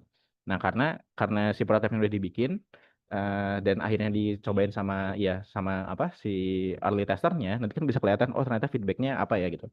Misalnya kayak tadi, aku pengen bikin aku pakai contoh lagi yang Left 4 Dead lagi deh. Aku contoh pakai Left 4 Dead lagi. Aku pengen bikin game kayak Left 4 Dead di mana core experience-nya adalah uh, mereka tuh pengen mereka tuh pengen kerasa main sama temennya gitu kan. Mereka tuh pengen banyak interaksi sama temennya. Itu core experience-nya. Terus pas kita testing sama orang-orang yang early tester-nya, pas dia main, dia tuh kerasa nggak sih si core experience-nya gitu. Dia kerasa nggak sih core experience-nya itu adalah main sama temennya gitu kan. Kalau ternyata dari feedbacknya enggak sih, aku nggak kerasa butuh temanku gitu kan. Aku nggak kerasa harus bergantung sama temanku, aku nggak harus main sama temanku, ya udah berarti kan ya itu udah dari segi validasi mungkin kita udah salah gitu directionnya kayak gitu kan. Atau juga validasi ya tentunya dari USP-nya juga. Dari ini tuh ya dari validasi USP-nya pas dia mainin gamenya udah dapat nggak sih si USP-nya gitu kan? Atau udah dapat belum sih feel-nya gitu kan? Dan itu bisa divalidasi kayak gitu dari prototype-nya.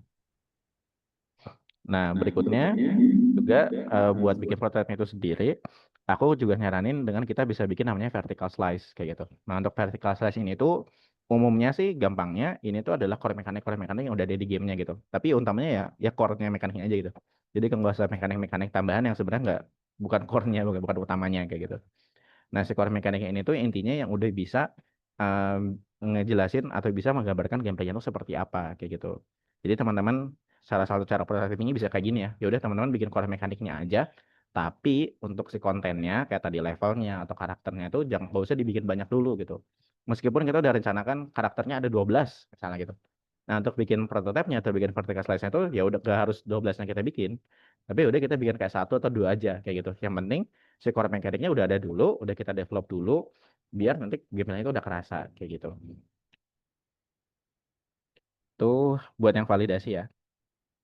Nah, mungkin sedikit lagi aja buat tips tambahan buat teman-teman. Buat teman-teman yang mungkin masih baru terjun ke game dev, aku saranin ini sih, yaitu adalah teman-teman fokus pada quantity, bukan quality. Maksudnya tuh fokus sama perbanyak teman-teman bikin game, kayak gitu. Utamanya game-game yang skopnya kecil. Karena kan kalau skopnya kecil, dari timeline-nya juga sebentar, teman-teman akhirnya bisa dalam waktu cepat untuk bikin game yang baru lagi. Kayak anggapannya bulan ini, bulan Juni, teman-teman bikin satu game gitu kan, bikin game, cobain gamenya kayak card management selama 1 bulan gitu kan, terus selama 1 bulan atau 2 bulan, terus di bulan depannya teman-teman pengen bikin game kayak Survivor gitu kan, kayak Vampire Survivor. Ini game yang gampang-gampang ya, kayak 1 bulan 2 bulan. Terus bulan berikutnya lagi teman-teman pengen bikin game kayak misalnya kayak apa tuh? Kayak simulator simulasi cooking gitu kan. Kayak misalnya kayak Overcooked tapi single player misalnya kayak gitu. Nah, teman-teman bisa bikin game-game kecil-kecil yang sekiranya skopnya itu juga bisa dikerjakan dalam waktu singkat kayak gitu. Nah, karena ketika teman-teman melakukan ini, teman-teman tuh bisa belajar banyak dari sini gitu kan, mulai dari sisi teknikalnya karena teman-teman bakal belajar genre baru, ataupun juga dari segi manajerialnya gimana caranya dari segi skop itu bisa dikerjain selama waktu 2 bulan, ya manajerial dan scopingnya gitu kan, selama waktu 2 bulan itu bisa ngasih dikerjain, itu tuh bakal teman-teman bakal banyak belajar, dan cara ngukur skopnya juga yang tadi tuh bisa bakal terlatih ketika teman-teman sering bikin game kayak gitu. Dan kalau worst case-nya ternyata ya kita udah bikin game selama 2 bulan, kita rilis misalnya di App Store, tapi ternyata gamenya nggak laku gitu kan. Ya walaupun misalnya gamenya nggak laku, teman-teman tuh nggak rugi-rugi amat karena game-game yang tadi teman-teman kerjain itu tuh bisa jadi portofolio kayak gitu buat teman-teman kerja ke depannya kayak gitu sih. Jadi ya itu sih mungkin yang salah satu aku tekanin ya buat ini ya. Jadi meskipun teman-teman bikin ide gamenya banyak gitu ya, teman-teman bikin ide gamenya banyak, teman-teman punya ide buat bikin game MMO, teman-teman punya ide game buat bikin game open world gitu kan. Nah, yang dieksekusi itu game-game yang skopnya kecil dulu aja gitu. Jangan yang langsung gamenya yang dalam ukurannya besar, skopnya besar. Nah, ini sih, jangan bikin game yang skopnya itu bertahun-tahun gitu kan. Sebelum ini menjadi canon event. Aku pribadi juga jujur, salah satu kenaifanku dulu waktu pertama kali terjun ke Gendus juga sama gitu. Aku pernah kok bikin bikin game yang lama 1 tahun lebih, tapi akhirnya nggak diselesain gitu karena tidak mungkin untuk diselesaikan gitu. Nah, biar nggak kejadian di kalian, nggak jadi canon event, makanya itu jangan bikin game yang skopnya terlalu besar dan bahkan sampai bertahun-tahun. Nah, terus tips yang berikutnya, tips yang terakhir, sering-sering nulis sama catat ide. Ya walaupun tadi ya, misalnya teman-teman habis mandi, terus kepikiran pengen bikin game, kayaknya menarik deh kalau ada konsep game MMO seperti ini, atau konsep game open world seperti ini. Walaupun teman-teman tahu itu tidak mungkin teman-teman kerjakan karena skopnya terlalu besar, tidak ada salahnya buat teman-teman catat idenya gitu kan. Catat idenya, atau mungkin kalau game designer sih aku saranin ya udah bikin one page GDD-nya gitu kan, atau ya tulis dengan format apapun gitu. Karena ya dengan teman-teman tulis, ya kalaupun teman nggak, misalnya kalau teman-teman nggak tulis, ide itu bakal hilang gitu kan, ide itu bakal menguap. Dan teman-teman juga kalau nggak jarang-jarang nulis, jadi nggak biasa untuk nulis gitu kan, nggak biasa untuk mendetailkan sebuah ide kayak gitu. Nah, karena kalau dari aku pribadi juga ini kejadian di aku, ide-ide randomnya aku tulis kadang-kadang tuh ternyata berguna buat kerjaanku ke depannya gitu kan. Ya mirip kayak itu sih, kayak tadi kayak referensi game juga sama, kita main game apapun nggak tahu ternyata kepake ke depan. Begitu juga sama ketika ketika kita punya ide game, ya udah kita tulis dulu aja gitu, kita tulis di note aja dulu gitu, walaupun kita nggak tahu bakal kepake atau enggak, karena bisa aja di masa depan itu jadi berguna. Oke, itu ya berarti buat dari materinya, dari tadi mulai bikin milih ide gamenya, apa nentuin cara cari ide gamenya, cara milihnya, ide jadi konsep, terus dari konsep jadi akhirnya divalidasikan kayak gitu. Kini itu aja sedikit promosi dikit. Tadi yang gue sebut game Decks of Dem. Kebetulan lagi bisa dimainin demonya sampai besok hari Senin. Teman-teman boleh banget atau mau wishlist boleh banget, sangat membantu. Ada di Steam namanya. Sama juga sedikit promosi terkait komunitas di Selesai Game di sana itu kita ada event terdekat pengen bikin game jam. Tapi game jam itu fokus sama mekaniknya. Kalau teman-teman yang tertarik boleh join. Oke, sekian mungkin dari aku untuk presentasinya. Mungkin lanjut ke Q&A atau mungkin dari moderator. Oke, terima kasih banyak Kak Jody atas pemaparan materi yang sangat luar biasa. Tadi aku juga ngedengerin gitu ya Kak, kayak semua yang disampaikan Kak Jody tuh adalah daging teman-teman, kayak apa yang mungkin nggak banyak disampaikan sama orang, ini disampaikan di sesi sama Kak Jody. Nah, aku harap teman-teman sekalian bisa memanfaatkan sesi Q&A ini untuk bertanya secara langsung kepada Kak Jody. Misalnya tadi penjelasan dari Kak Jody itu masih kayak, aduh bingung nih, atau mungkin ada pertanyaan tersendiri, boleh banget disampaikan. Aku lihat juga sebetulnya di kolom chat ini udah rame ya. Cuma aku mau untuk teman-teman sekalian raise hand. Mungkin ada yang mau raise hand dulu, biar bisa berkomunikasi langsung nih sama Kak Jody. Teman-teman, dari tadi sih aku lihat Kak Arin ya, udah banyak pertanyaan. Halo Kak Ari. Apa bisa on mic? Halo, bisa on mic nggak, Kak?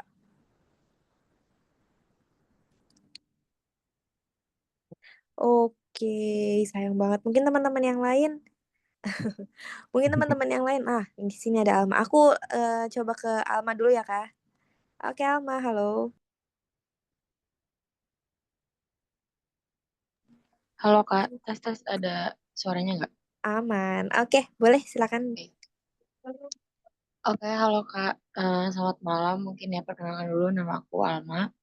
Mau nanya sih Kak, ini dari pengalamanku aja gitu. Kan dari sebelum-sebelumnya mungkin aku sama tim kayak udah beberapa kali ikut game-game gitu ya Kak. Terus kita tuh udah mengalami juga kayak overscope game, terus mungkin bikin game kelamaan tapi nggak jadi-jadi gitu kan. Terus kita tuh mau apa namanya mau ngedevelop lagi kayak dengan scope yang lebih kecil, terus habis itu tapi kita seriusin gitu untuk biar bisa ngejual gitu. Tapi kita tuh apa ya belum kan namanya di game dari game jam gitu ya belum belum mempertimbangkan marketnya gitu. Yang penting kalau game jam kan si idenya ada menarik, terus oke gitu kan kita bisa eksekusi dalam 5 hari atau seminggu itu. Kakak ada saran gak semisal kita mau apa namanya eksekusi ide game jam itu untuk menjadi game yang apa marketable dan lebih apa ya lebih punya vision yang lebih panjang ke depannya. eh Apa namanya ya kayak ada saran gitu nggak gimana dan dari mana ke mana gitu, atau kayak apakah aku harus membelah game itu, bukan membelah ya, membedah game itu benar-benar dari awal lagi, atau kayaknya kalau ide game jam jangan dan mendingan bikin ide baru aja atau gimana Kak, mungkin Hmm. segitu sih pertanyaannya. Oke, dari berarti ya tadi ya eh, terkait game yang udah kita bikin di game jam gitu kan. Sebenarnya sih Iya. kalau dari aku personal balik lagi juga sih ke tujuannya teman-teman gitu. Ketika teman-teman ikut game jam itu tuh tujuannya buat apa? Soalnya kan sebenarnya game jam tuh formatnya ada banyak ya. Ada yang Mm, dilombakan, ada juga yang nggak dilombakan gitu kan. Ada yang mm, biar bisa masuk inkubasi kalau dapat menang misalnya gitu-gitu segala macam. Balik lagi juga ke teman-teman tuh sebenarnya tujuan ke ikut game jamnya tuh apa gitu. Karena ya tadi karena nggak semua game jam itu sebenarnya tujuannya untuk kita menang tadi kan. Bisa aja ada juga kayak game jam. Kalau teman-teman tahu tuh ada global game jam yang biasanya ada sama komunitas-komunitas kota ya di awal tahun. mm, Itu sebenarnya kayak global game jam tuh adalah game jam yang bukan lomba gitu. Yang udah benar-benar teman tuh eksplorasi aja. Literally kayak jamming di musik gitu kan. Ya udah teman-teman bikin game secara senang-senang doang kayak gitu. Dan mm, kalau memang tujuannya ya udah cuman pengen bikin game senang-senang doang, outputnya sebenarnya hasil game-game itu jadi portofolio aja kayak gitu. Dan mm, itu tidak salah gitu untuk bikin game jam yang tidak dilanjutkan itu kan. Karena ya udah itu bisa jadi portofolio juga nggak apa-apa. Aku pribadi juga jujur, aku pertama kali ikut GGJ itu tahun berapa ya? 2018 kalau nggak salah. Dan waktu pertama aku awal-awal kerja, awal-awal aku cari kerja, game yang aku bikin pas game jam yang cuma jadi portofolio itu tuh aku bawa gitu. Itu jadi sebagai portofolio. Aku pernah loh bikin game yang kayak gini kayak gitu. Jadi ya makanya itu sebenarnya nggak masalah kok kalau misalnya gamenya memang bukan tujuan untuk menang atau cuman buat portofolio aja. Karena itu sangat bakal berguna juga pada nantinya. Nah, terus kalau pertanyaannya tadi pengennya si hasil game jamnya tuh bisa akhirnya dikembangkan dan akhirnya jadi game yang bisa dijual di market gitu kan, bisa dijual secara komersial gitu, secara komersil kayak gitu. Kalau memang tujuannya seperti itu, kalau tujuannya untuk akhirnya buat jadi komersil, sebenarnya itu tadi sih, sebenarnya waktu pas proses kita milih ide gamenya, itu juga dari awal tuh kita harus memikirkan gimana ya caranya si game ini bisa jadi komersil gitu. Bisa aja dari si tadi mungkin udah perjelas si USP-nya tuh apa kayak gitu kan. Kayak gitu ya, sih. Kalau memang tujuannya buat yang komersil kayak gitu. Nah, tapi misalnya kasus yang lain, misalnya udah bikin game dari game jam dan pada saat itu sebenarnya waktu mikir ide gamenya nggak bikin USP-nya gitu kan. Nah, tapi kita pengen nih si game ini akhirnya dijual komersil. Nah, karena itu ya berarti pada saat itu juga teman-teman mungkin ya bisa bilang kayak sedikit ngerombak atau mungkin ngerombak gitu ya, ngerombak total. Gimana caranya si game jam hasil game jam tadi itu bisa akhirnya bisa ke market dengan caranya tadi teman tentukan USP-nya kayak gitu. Jadi sebenarnya balik lagi sih ke tujuannya teman-teman gitu. Bisa kok sebenarnya kalau mau dari game jam jadi komersil gitu kan. Dan gak harus sebenarnya USP-nya dipikirin pas game-gamenya gitu kan. Karena kan game jam kan waktunya bentar ya. Kayak cuma 3 hari atau ya, 7 hari gitu. Waktunya sangat terbatas buat mikirin ide gamenya doang gitu. Ya udah berarti kalau tapi ujung-ujungnya pengen jadi komersil ya setelah dari game jam ya teman-teman pikirin lagi. Kira-kira game ini biar dapat USP-nya tuh kayak gimana ya? Kayak gitu sih. Oke. Oke, berarti emang harus ditentuin banget USP-nya tuh dari awal kalau emang si gamenya mau menjual gitu ya, Kak. Iya sih. Saran dari aku sih kayak gitu. Oke, mungkin segitu aja pertanyaan dari aku. Thank you, Kak Jadi. Oke. Oke, terima kasih Kak Alma.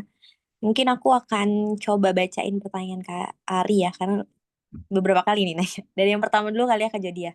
Pertanyaan Oke. dari Kak Ari, mungkin basic. Apakah scope seorang game designer dari satu company ke company lain itu ada standarnya sendiri Kak?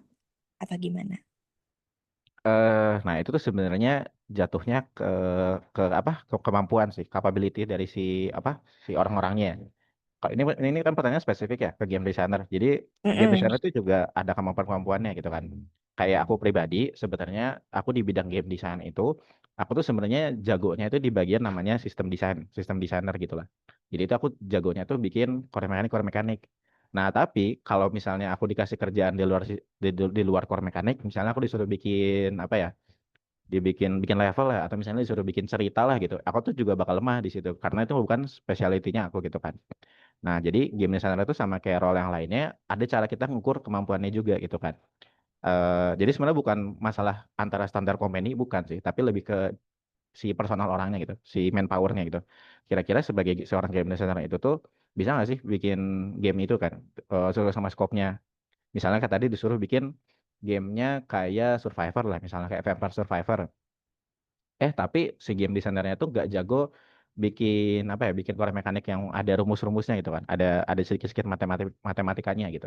Oh ya udah berarti dia karena dia butuh belajar dulu untuk bikin si core mekanik tersebut, berarti kan butuh waktu yang lebih lama kan. Ya berarti ya scope-nya juga bakal lebih besar kayak gitu sih. Jadi itu tergantung bukan standarnya, bukan standar company, tapi dari kemampuan si manpowernya, si game desainernya. Oke. Udah dijawab. Oke, aku lanjut pertanyaan kedua ya. Katanya apa signal yang perlu kita cari dari validasi prototype untuk yakin maju ke tahap produksi, Kak? Oke. Tadi yang mana pertanyaannya? Apa signal Oh yang ini perlu ya, kita... yang perlu cari dari validasi. Eh Signalnya ya, aduh. Sebenarnya emang agak susah sih karena kadang-kadang ketika feedback itu kan apalagi ya karena ketika orang ngasih feedback itu ada banyak faktornya ya. Jadi makanya sebenarnya ketika validasi dari apa feedback ketika ngevalidasi terus dapat feedback tuh kita itu tuh juga harus ngesaring-saring lagi gitu kan. Sebenarnya feedbacknya itu valid atau enggak sih gitu kan. Bisa aja sebenarnya feedbacknya itu juga enggak valid gitu. Kayak misalnya karena kan ada banyak faktornya, faktor X-nya ya, faktor eksternalnya. Bisa aja tuh ketika dia ngelihat game tersebut tuh dalam mood yang lagi jelek gitu misalnya. Atau misalnya aja ketika dia lagi mainin game tersebut itu dia lupa baca satu bagian di tutorial misalnya kayak gitu. Sehingga akhirnya dia nggak ngerti cara mainnya kayak gimana kayak gitu kan. Nah, makanya dari itu si data-data dari kita ngevalidasi tadi itu juga harus istilahnya harus dibersihin lagi sih. Maksudnya harus difilter lagi sih. Nah, barulah dari data-data yang udah kita filter tadi, dari feedback-feedback tadi, ini kita bisa bikin kesimpulannya. Kira-kira apa sebenarnya ini gamenya udah bagus belum sih gitu kan. Kalau tadi tanyanya itu ya ke tahap produksi. Sebenarnya gamenya itu udah bagus belum sih? Atau sebenarnya USP-nya itu udah menarik belum sih? Kayak gitu. Soalnya itu iya apa jangan sembarang aja sih terima gitu. Kayak misalnya gimana ya? Kayak misalnya teman-teman bikin game gelut ya, game fighting misalnya kayak gitu. Nah, tapi teman-teman nge-pitchingnya ke orang yang nggak suka main game fighting. Misalnya sama orang yang suka mainnya game farming simulator. Nah, kan pasti perspektif dia ke game fighting kan bakal berbeda ya. Aku nggak suka game fighting, jadi menurutku nggak menarik game ini kayak gitu kan. Makanya ya jadi tidak valid sebenarnya si feedback dari orang yang suka game farming simulator tadi karena dia bukan target marketnya kamu kayak gitu kan. Jadi makanya perlu filter lagi sih sebenarnya kayak gitu. Oke, bagaimana Kari? Apa pertanyaan terjawab? Oh, ada lanjutan ini. Jadi keputusan untuk lanjut produksi, apakah kembali lagi ke conviction dari timnya dan confidence untuk take a bet? Nah, itu Iya. pertanyaan atau pernyataan tuh? Aku eh bingung. Sebenarnya sih aku merasa kayaknya semakin banyak kita nggak validasi, mestinya sih jadi less nggak kerasa take a bet sih sebenarnya mestinya ya. Tapi mungkin tentunya kan kita nggak tahu ya, ada luck faktor juga ya, ada faktor-faktor X juga, itu bisa aja terjadi sih gitu. Tapi sih mestinya semakin sering ngevalidasi dengan ke orang yang tepat, dengan ke target market yang tepat, mestinya sih jadi kurang take a bet mestinya, kayak gitu. Kalau dari aku ya. Oke.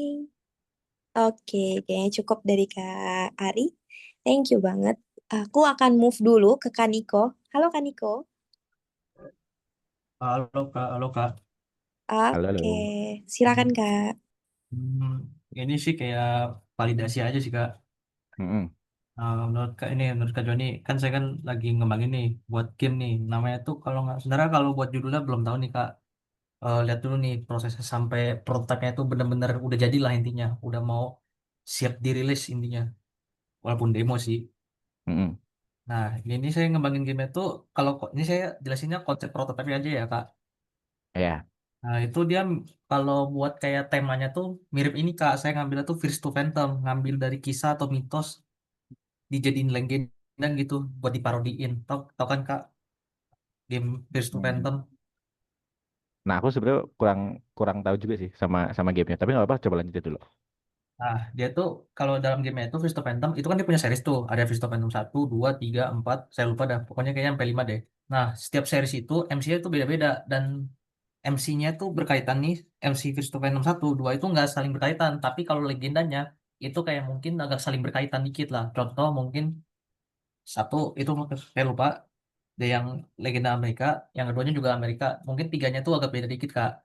Jadi intinya sama-sama 1, 2, 3, 4, 5 ini menceritain MC-nya itu ketemu sama si sang legenda yang jadi antagonisnya gitu. Hmm. Nah, saya lebih ngembanginnya tuh legenda atau mitosnya tuh dari Indo. Nah, ini saya cobain dulu nih, saya ngambilnya tuh mitosnya sini, Lawang Sewu. Oke. Nah, saya juga punya rencana tuh juga sama kayak dia juga berbagi series 1 sampai 5. Cuman bedanya kalau dia kan nggak nyambung nih MC-nya satu sama lain. Kalau saya nyambung Kak MC-nya. Jadi mungkin series pertama itu misalnya nih saya nyambungin nih ke MC series kedua nih anggap aja. Judul game saya anggap aja saya sebutnya apa ya? Legenda dah, anggap aja sementara dulu ya Kak. Oke.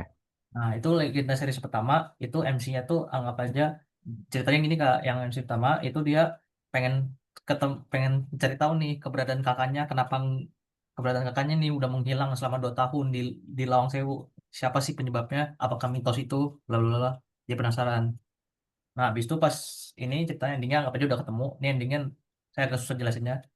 Nah, pas yang kedua tuh saya berkaitan tuh lebih ke arah nah MC yang kedua itu adalah saudara jauhnya dari si MC satu.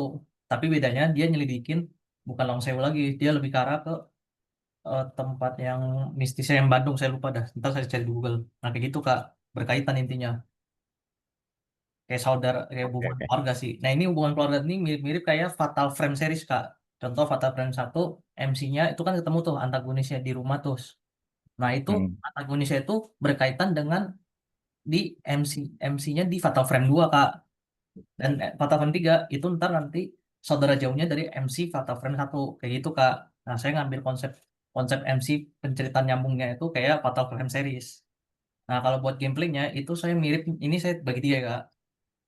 Saya bagi tiga nih. Kalau buat mekanik ininya jalannya itu mirip kayak game horror pada umumnya sih. Contoh Araya apalagi ya? Yang first person sih Kak, jujur aja. Oke, oke, oke, oke. Nah, yang kedua tuh, kalau buat mekanisme ininya dalam gameplaynya tuh, yang udah mau masuk ke building ini, saya mau ceritanya ke Lawang Sewu, itu tuh nanti nanti pas di loteng nih, kan loteng tuh kan ada tuh cerita mitis tuh. Nah, bedanya kalau game horornya, saya kan udah pernah nih cari game horor Lawang Sewu, itu kan langsung ketemu hantunya. Nah, saya beda Kak. Saya tuh ngambilnya tuh kalau nggak salah ketemu benda mistis lah, bendera putih kalau nggak salah. Nah, bendera putihnya tuh di interact lah, diklik lah, interaksi lah intinya. Nah, kalau diklik itu ke dimensi lain, Kak. Nah, konsep ini mirip-mirip kayak game ini, Kak, yang sempat booming, Dead Park 2, kalau nggak salah. Tahu nggak, Kak, Dead Oke, Park oke, 2 oke. bisa klik balon ke dunia dimensi lain buat ngelawan bosnya. Kayak gitu, Kak. Oke, oke. Mungkin aku bisa sekali langsung ngasih feedback juga ya, karena takutnya agak waktunya juga sih. Tapi Iya. eh, kalau di luar ini mungkin aku terbuka sih kalau misalnya mau nge-pitch juga ya, kalau misalnya mau ngasih feedback. Cuman sih mungkin pertama-tama kebetulan sayangnya aku tuh bukan penikmat genre yang game yang kamu mention sih. Jadi makanya ini jadi contoh juga ya. Karena kebetulan aku nggak jarang main game horor juga, dan kedua aku tuh juga bukan orang yang melatih naratif kayak gitu. Jadi aku soalnya lebih suka lebih fokus di gameplaynya gitu. Aku jujur jarang banget game yang game-game narasi gitu. Itu soalnya aku jujur jarang banget. Nah, jadi ini makanya jadi kayak salah satu contoh ya. Jadi kalau aku ngasih feedback ke kamu, itu tuh juga belum tentu valid gitu. Karena pertama aku belum pernah mainin game yang kamu referensi tadi, dan bisa jadi yang aku kasih itu salah gitu. Karena nggak sesuai sama yang sebenarnya direction-nya kamu juga kan, kayak gitu. Nah, tapi mungkin kalau feedback secara general, nggak tahu ya, mungkin aku rasa nggak tahu ya ini bisa diaplikasikan ke semua atau enggak. Kalau untuk terkait ide naratifnya, kan tadi kan kamu disebutin ide naratifnya ya, terkait gimana satu lore itu nyambung atau enggaknya gitu-gitu. Itu tuh kalau menurut aku sih harus dipersingkat sih. Jadi kayak dipersingkat kayak cuman satu kalimat, dua kalimat. Jadi itu kayak kalimat pembukanya kamu bilang premis lore-nya itu apa, premis naratifnya apa. Terus di kalimat kedua itu kamu langsung fokus ke gameplaynya, kayak gitu. Kayak gini, gameplaynya tuh misalnya tadi mirip sama game tertentu ya, bilang aja gamenya itu mirip, gameplaynya itu mirip sama game apa gitu kan. Tapi bedanya kita tuh kayak gini. Jadi cara kamu menjelaskan ke akunya tadi, apa menjelaskan ke orang lain, struktur premis itu tadi, premis mungkin dari ceritanya dulu, kalimat pertama ceritanya, kalimat kedua itu apa yang bisa dilakuin dari si game itu sendiri, gameplaynya maksudnya, gameplaynya kayak gimana, kalau ada referensi game bisa dimasukin, terus yang ketiga itu yang bikin bedanya apa, twistnya itu apa dari itu sih, mungkin yang feedback buat cara nyampein nge-pitch-nya, kalau dari aku seperti itu.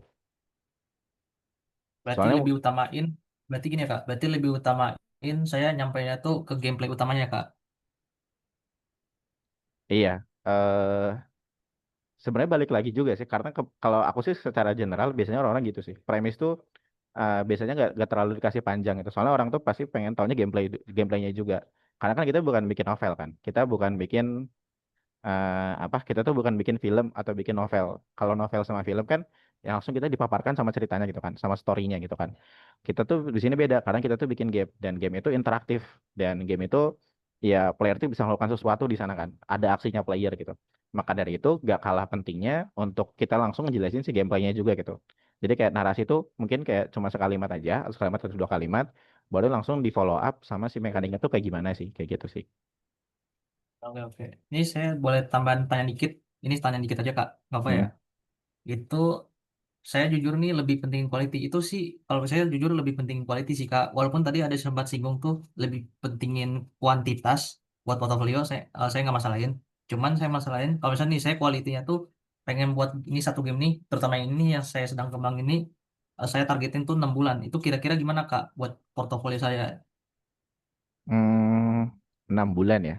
6 bulan 6 bulan. eh Kalau dari aku pribadi sih kayaknya boleh lah, tapi itu udah kayak max banget gitu. Jangan sampai kayak lebih dari 6 bulan sih kayak gitu. Soalnya ya kayaknya sih kalau udah lebih dari 6 bulan tuh jatuhnya udah game game panjang ya, maksudnya game yang cukup lama buat kerjainnya kayak gitu. Jadi eh apa sebenarnya memang mungkin kelihatannya jelek ya kalau misalnya kita ngajar quantity doang, tapi nggak merhatiin dari kualitasnya kayak gitu. Tapi sadarilah ketika kita mengerjakan begitu banyak game, ketika kita begitu banyak iterasi bikin gamenya dari nol, itu tuh kita bakal dapat belajar banyak satu hal baru di sana ya, belajar banyak hal baru di sana. Mungkin kan tadi aku ngasih contohnya gamenya tuh genrenya beda-beda ya. Kayak game A tuh, misalnya game bulan ini bikin gamenya Farming Simulator, terus game berikutnya bikin gamenya apa. Sebenarnya nggak harus beda-beda genre, nggak harus beda-beda genre. Bisa aja yang dikerjakan tuh justru satu genre yang sama, kayak gitu. Kayak misalnya di bulan ini aku bikin Farming Simulator tapi nanam padi. Terus di bulan kedua aku evolve lagi, aku naikin lagi. Di sini tuh bisa di Farming Simulator tapi nanam padi sama nanam hidroponik kayak gitu. Nah, terus di game berikutnya eh, aku farming simulator tapi lebih banyak lagi mekanik-mekaniknya kayak gitu. Nah, sehingga sebenarnya ini justru lebih bagus lagi sih. Jadi kan karena teman-teman cepat ngerilisnya, cepat teman-teman dapat feedbacknya, cepat bisa tahu gamenya laku atau enggak, dan teman-teman juga bisa nge-reuse mekanik yang udah ada dari game sebelumnya gitu kan. Nge-reuse mekanik atau aset yang udah ada sebelumnya, dan akhirnya di-evolve lama-lama kayak gitu. Emang pasti kalau rasanya cuma mikirin kuantitas, mungkin di awal bakal jelek gitu kan. Tapi ya sadarilah itu emang proses kita belajar gitu. Dengan kita mengulanginya itu berkali-kali, dengan kita iterasi berkali-kali, lama-lama tuh kualitas kita tuh bakal ke-upgrade. Jadi kualitas itu tuh bisa di-upgrade dengan kuantitas kayak gitu. Itu Oke sih oke kalau dari Kak. aku. Soalnya ini Kak, asal usul kenapa saya penting kualitas tuh karena waktu itu kan saya game pertama saya tuh bukan ini Kak, yang tadi saya bilang yang kayak folk horror. Cuman saya waktu itu gamenya tuh kayak mirip game-game ini. Jadi tuh MC-nya pergi ke bakso, udah singkat doang Kak. Taunya baksonya daging manusia. Mm-mm. Habis itu saya kan minta nih feedback dari teman saya nih yang suka game horror ya Kak, yang suka sering main game horror. Dia saranin saya Kak, kalau mau gamenya kayak gini bla bla sedang saya kembangin nih Kak. Itu saran dari teman saya Kak yang suka main game horror. Kalau mau Nah, nah teman saya Kak nyarinya tuh kualitasnya minimal 3 tahun. Cuman saya bantah kayaknya better 6 bulan cukup deh untuk pemula gini. Dan berarti saya sih gitu. I see. Nah itu kan makanya itu sebenarnya bisa bertahap juga kan. Misalnya tadi awalnya bikin game Iya. horor tapi baru tentang yang tadi apa bahasa bahasa manusia misalnya.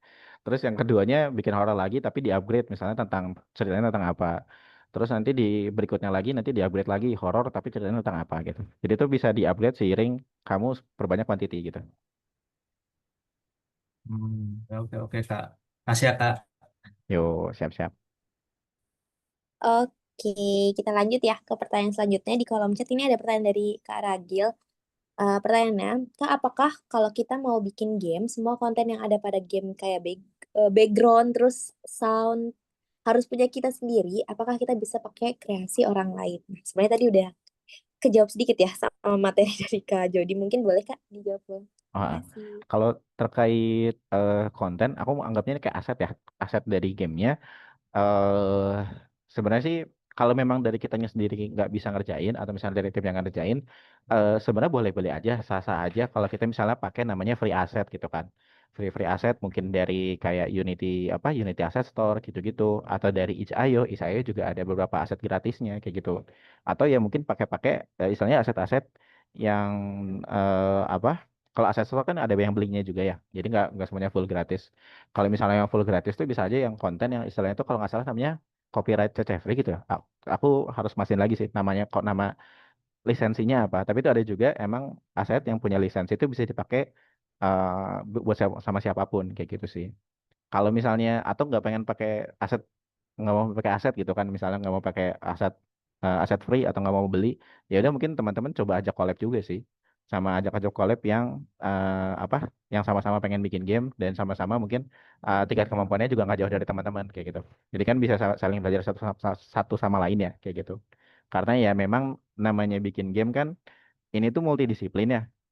Jadi itu kan di sini tuh ada banyak disiplinnya, ada game design, ada ngodingnya juga, ada bikin artnya juga, ada bikin musiknya juga gitu. Karena ya pasti bakal sulit untuk kita ngerjain semuanya sendiri gitu kan. Ya mau nggak mau makanya kita harus berteman sih, kita harus networking dan akhirnya kita harus collab gitu. Dan itu biasanya ditemukan di komunitas kayak lo gitu, network seperti itu. Oke, gimana Kak Ragil? Apa terjawab? Masih stay nggak nih Kak Ragil nih? Ketiduran nih ternyata. Sebenarnya pertanyaannya ada satu lagi, Kak. Mungkin aku lanjut dulu kali ya, Kak Jody. Pertanyaan Boleh. selanjutnya, apakah kalau kita mau pakai source punya orang lain, kita bakal kena copyright? Hah? Ini Hmm. mirip-mirip pertanyaan. Nah, itu tadi tuh yang tadi kayaknya udah dikoreksi ya sama teman-teman ya. Apa tadi CC0 ya, yang gratis tuh. Nah, iya berarti Mm-mm. yang lisensinya benar-benar boleh dipakai tuh yang mungkin yang CC0 itu tadi sih. Nah, cuman tuh kalau nggak salah juga setahuku tuh di lisensi itu juga ada terkait use-nya sih, usage-nya itu buat apa? Apakah si aset ini tuh boleh dipakainya cuma buat personal project atau bahkan aset ini tuh bisa dipakai untuk komersil, untuk dijual kayak gitu. Itu juga teman-teman harus baca dulu sih, harus perhatiin dulu sebelum pakai asetnya. Karena ya kalau misalnya ternyata gamenya nggak apa ternyata asetnya itu nggak boleh buat komersil gitu, bukan buat untuk game yang dijual, tapi malah kita pakai buat game kita yang komersil, ya bisa kena apa? Ya kena itu, kena apa? Bisa dituntut istilahnya. Oke. Oke, terima kasih banyak Kak Jody. Semoga terjawab ya Kak Ragil pertanyaannya. Nah, mungkin karena keterbatasan waktu nih teman-teman. Jadi pertanyaan dari Alma, ini kayak Alma mau tanya lagi nih. Halo Alma. Halo Kak, sorry. Oke, Masih belum. agak putus-putus sih. Oh, tes, halo. Oke, aman. Silakan. Oke. Aku cuman mau nanya lebih nanya pendapat ya Kak, ke Kak Jodinya. Kalau menurut Kak Jodi, kalau menurut Kak Jody ada game yang menjadikan misal tema dia kayak dia kayak Southeast Asian tradisi gitu dari apa kayak mengangkat tradisi Southeast Asia sebagai USP gamenya gitu. Tapi maybe menargetkan marketnya tuh ke Amerika lah atau ke Jepang lah. Menurut Kak Jody itu gimana? Kayak apakah possible atau Nah, bagaimana Kak? sebenarnya bisa dibilang possible sih, karena ada contoh suksesnya ya. Contoh suksesnya kan Space for the Unbound, di mana dia ngangkat banyak tema setting Southeast Asia, yaitu Indonesia tahun 90-an, terus akhirnya bisa laku juga kayak gitu. Nah, cuman sih kalau misalnya memang tadi ya pengen ngangkat tema nih, pengen ngangkat temanya apa, pengen ngambil lore-nya atau tematiknya tuh dari Southeast Asia, tapi target marketnya tuh adalah target market US. Kalau menurut aku sih cara pinter-pinter cara ngebungkusnya sih, pinter-pinter cara ngebungkus gamenya tuh kayak gimana. Mungkin bisa jadi studi case buat kamu sih, bisa coba kamu studi case kenapa Space for the Unbound yang kental Southeast Asianya tuh bisa laku. Apakah orang-orang itu main gamenya gara-gara dia penasaran sama setting temanya, atau sebenarnya memang dia penasaran sama gameplaynya atau sama narasinya gitu kan? Itu kan mungkin bisa Hmm. coba, bisa kamu coba pelajari sih, bisa kamu coba kamu riset. Soalnya kan itu ada contoh suksesnya kayak gitu. Cuman ya kalau dari aku sih memang hati-hati dalam ngebungkusnya gitu. Soalnya kalau misalnya setahu aku ya, kalau kita terlalu apa ya, terlalu hard selling kalau ini loh, uniknya itu adalah karena kita bawa tema Southeast Asia gitu. Bisa jadi market yang kita tuju yang mana adalah market US merasa USP-nya itu kurang matters gitu buat mereka gitu. Kayak gitu sih. Jadi pinter-pinter cara ngebungkusnya, dan bisa jadi eh, si Southeast Asia-nya itu tetap penting buat kalian, tapi kalian tidak market itu sebagai jadi USP. Bisa juga kayak gitu. Jadi itu si budayanya itu dibikin lebih subtle lagi gitu. Jadi nggak, itu ada di game, tapi nggak kita marketkan gitu, nggak kita jualkan, nggak kita gadang-gadangkan kalau ada itu gitu. Bisa juga kayak gitu. Oke. Eh, tapi mungkin ya Kak, kalau misalnya aku mau ikut game sheet gitu ya Kak, terus aku menjadikan em, hal itu sebagai USP atau oke nggak atau kayaknya jangan atau gimana Kak? Atau kita lihat lagi ke juri atau tema atau gimana? Kalau menurut aku sih kayaknya bakal lebih menarik lagi kalau di spesifik sih. Kalau di spesifik apa di spesifikin lagi. Misalnya Southeast Asia dari misalnya apa ya? Misalnya Southeast Asia dari pedalaman Vietnam misalnya gitu. Atau misalnya dari salah satu suku Dayak di Kalimantan. Misalnya dia tuh punya lore apa sih gitu gitu. Kayaknya sih kalau di spesifikin bakal lebih menarik lagi sih. Apalagi kalau misalnya itu tuh adalah sebuah apa ya, sebuah hal yang jarang kita konsumsi gitu. Kita jarang tahu, oh ternyata di apa di suku misalnya di Kalimantan tuh ada kayak gini ya, atau misalnya di Jawa misalnya sebenarnya ada budaya ini tapi itu jarang ke expose gitu. Itu kan jadi hal yang baru ya, jadi orang jadi tahu, jadi belajar, oh ternyata tuh ada hal ini ya ternyata di Indonesia gitu, ada hal ini ya di Pulau Jawa gitu misalnya. Itu sih. Hmm. Oke, berarti kalau misalnya buat lomba semacam game sheet gitu ya Kak, kalau misalnya mau menjadikan si tradisi itu pun sebagai USP mungkin ke hal-hal yang baru dan orang nggak banyak tahu gitu ya Kak. Iya, tapi balik lagi juga dengan cara ngemasinnya ya, gimana biar Ya, ya. jadikan konsep itu jadi menarik. Oke, oke, thank you Kak. Oke, terima kasih banyak Kak Jody. Nah, mungkin Kak ini pertanyaan terakhir dari Kak George. Katanya, apakah ada buku yang bisa Kak Jody saranin nih? Ini buku untuk apa nih Kak George? Udah jelasin juga. Mungkin Kak George masih ada di sini? Kayaknya ada Saran tadi. buku bagus tuh, ada juga dari Kak Rahman. Buku apa nih Oke, oke. maksudnya Kak? Aduh, sayang banget. Aku kayaknya tidak bisa merekomendasikan untuk buku ya, karena mungkin soalnya sejujurnya referensiku buku-buku game design itu juga agak kurang sih, karena kan emang bukunya tidak jual bebas di Indonesia ya, dan pasti kan juga harus cari PDF atau cari bajakan atau beli asetnya yang mahal. Jadi aku memang sejujurnya kalau belajar game design itu memang tidak dari buku sih, tapi lebih banyak tadi memperbanyak referensi tadi, dan juga oh ya yang cukup penting itu memperbanyak referensi sama ngebedah gamenya. Jadi misalnya apa ya, misalnya kamu tertarik sama game Hades lah, misalnya Hades yang populer, browser yang populer. Terus coba kamu bedah. Oh ternyata di game Hades perhitungan damage-nya tuh seperti ini loh. Oh ternyata di game Hades cara dia nge-spawn enemy-nya tuh seperti ini loh kayak gitu. Jadi tuh lebih banyak kayak coba kamu bikin studi case gitu sih dengan cara ngebedah si gamenya. Dan lebih bagus lagi setelah kamu ngebedah gamenya, kalau di SGD di Selasar Game Design kita tuh sebut ngebedah tuh namanya deconstruct. Kita membedah namanya deconstruct. Nah, lebih bagus lagi selain kamu ngedeconstruct gamenya, kamu juga merekonstruksi lagi. Jadi dari bedah, kamu rekonstruk lagi. Setelah direkonstruk, direkonstruk. Maksudnya tuh adalah kayak tadi aku lagi ngebedah game Hades. Terus aku ngeliat, oh ternyata cara nge-spawn enemy di ruangannya tuh kayak gini ya. Tapi kok kayaknya nggak menarik ya? Atau kok kayaknya terlalu susah ya? Terus kamu rekonstruk lagi. Coba kamu ngide lagi. Kamu coba bikin mekanik yang lain.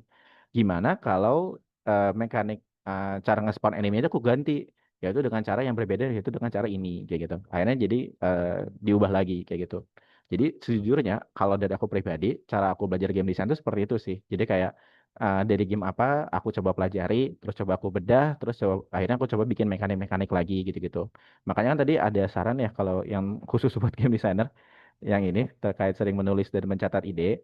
Ini tuh sebenarnya kalau buat aku pribadi sih ini adalah salah satu tahap penting untuk menjadi game designer sih. Itu mungkin kelihatannya sepele banget ya, tapi itu benar-benar penting buat kalian belajar. Ya kalian tadi ngedekonstruk, terus nanti kalian dapat belajar hal yang baru, terus ternyata dari dekonstruk tersebut kalian dapat ide. Nah, ide tersebut ya teman-teman catat juga kayak gitu. Kayak mungkin contoh aja ya. Dan kebetulan belum dirilis juga sih sama aku pribadi. Kayak aku tuh suka banget sama game ini Marvel Marvel Rivals. Mungkin teman-teman juga juga tahu ya. Kayak itu cukup populer juga. Aku suka banget sama game Marvel Rivals. Terus kebetulan superhero kesukaanku yaitu adalah namanya Daredevil itu belum ada di game. Nah, karena belum ada di game, itu jadi kesempatan buat aku ngedesain karakter si Daredevil tersebut. Jadi aku aku ngedesain kira-kira Daredevil kalau ada di dalam game Marvel Rival itu mekaniknya ada apa aja ya. Si serangan-serangannya itu ada apa aja, terus ability-nya itu ada apa aja. Itu aku desain gitu. Jadi itu salah satu cara aku nge-reconstruct dari game yang udah ada kayak gitu. Walaupun ya aku mungkin gak akan kerja di Marvel Rival ya. Mungkin aja aku gak akan kesempatan buat bikin si karakter Daredevil itu jadi nyata. Belum tentu juga. Tapi ya apa belum tentu kejadian juga. Tapi kan setidaknya aku jadi melatih diri aku sendiri kan. Aku melatih kemampuanku sebagai game designer untuk bikin sebuah ya rekonstruk sebuah ide baru, sebuah mekanik baru. Kayak gitu sih. Oke, semoga pertanyaan dari teman-teman sekalian bisa terjawab ya. Aku mau ngucapin sorry banget teman-teman, mungkin masih ada beberapa yang ingin bertanya gitu ya Kak Jody, tapi karena keterbatasan waktu yang kita miliki, nanti boleh nggak nih Kak Jody, misalnya teman-teman mau bersilaturahmi langsung ke akunnya Kak Jody, kira-kira diperkenankan atau tidak? Boleh sih, boleh, boleh. Kalau Oke. kalau mau aku ada IG tapi sebenarnya sudah jarang update sih. Tapi kalau mau follow IG ku juga boleh. Tapi kalau mungkin sih kalau mau ngobrol lebih banyak bisa ke Selasar Game Design juga sih. Soalnya biasanya kalau ada acara kadang-kadang aku yang jadi hostnya juga gitu. Jadi pasti pasti bakal ngobrol juga sih gitu. Kalau di komunitas Selasar Game Design. Nah, teman-teman, berarti bisa nih kalau yang masih pengen ngobrol-ngobrol bareng Kak Jody dan rekan-rekan yang lainnya untuk segera join di komunitas Selasar ya, teman-teman. Oke, Kak Jody, aku mau ngucapin sekali lagi terima kasih banyak atas kesempatannya, udah meluangkan waktunya di tengah kesibukannya. Mungkin apa ya, ini seharusnya jadi jam istirahat gitu, tapi masih mau mengisi eh, materi pada malam hari ini. Gitu. Ya, kayaknya kok kelebihan Oke, juga ya waktunya ya. nggak apa-apa Kak, aman. Oke, Kak, jadi aku minta tolong untuk stay dulu di Mm-mm. room ini sampai nanti acara berakhir ya, Kak. Oh ya, Mungkin aku juga mau tuh. ngucapin makasih juga sih mungkin buat Kotlem udah ngajakin juga buat collab sama buat teman-teman juga ya. Semoga yang aku sampaikan bisa bermanfaat dan applicable buat teman-teman semua. Amin. Nah, teman-teman mungkin aku juga mau remind, terima kasih banyak ya Kak. Jadi aku mau reminder teman-teman sekalian untuk mengisi form feedback yang sudah di-share oleh rekan-rekan dari Kotlem. Jadi nanti form itu akan merefer ke sertifikat yang teman-teman akan dapatkan setelah acara pada malam hari ini. Oke, aku juga mau reminder ke teman-teman sekalian untuk mengaktifkan fitur kamera dan mengaktifkan fitur mikrofon, karena sebentar lagi kita akan ada sesi dokumentasi. Oke, yuk teman-teman tunjukin muka-muka gantengnya, muka-muka cantiknya. Besok Senin ya teman-teman. Semangatnya udah harus dikumpulin dari sekarang nih. Biasanya kalau Senin tuh berat ya nggak Kak Jody? Apa Kak Jody nggak ngerasain itu? Lama-lama biasa. Iya, biasanya tuh aku sih ya. Aku tuh ngerasa kalau Senin, aduh udah Senin lagi gitu. Weekendnya akan lama gitu. Udah, udah masuk ke Senin gitu. Wah, Kak Dani Iya. lagi di jalan nih kayaknya nih Kak Dani. Hati-hati Mas Dani. Hati-hati. Ayo teman-teman sekalian tuh, Kak Dani aja bisa on cam yuk teman-teman yuk. Malu ah, masa Kak Dani lagi di jalan aja bisa on cam. Ya teman-teman. Oh ya mungkin tadi kan Kak Jody juga sempat mention terus ya Kak bahwa emang lingkungan terus teman juga kolaborasi itu penting banget. Jadi teman-teman sekalian yang mungkin mau join bersama komunitas-komunitas yang bekerja sama dengan Kotlab juga boleh banget teman-teman. Sangat-sangat terbuka. Mungkin yang ada di Yogyakarta bisa gabung dengan komunitas gamelan yang ada di mungkin yang mahasiswa Polimedia juga boleh join dengan Game Tech Polimedia atau kalau Selasar tuh gimana Kak? Komunitasnya Bisa kita di online. seluruh Oh, Jadi, online. Nah, tulisannya teman-teman, di itu jadi Discord. nggak ada keterbatasan ya, Kak? Iya, bisa join semua. Bisa join semua. Nah, mungkin kalau yang pengennya kumpul offline gitu, nih yang Jakarta nih boleh banget untuk gabung di Game Dev Jakarta. Dan jangan lupa juga untuk gabung bersama Indie Games Group Indonesia. Oke, teman-teman, aku tunggu mungkin sampai 2122 kali ya.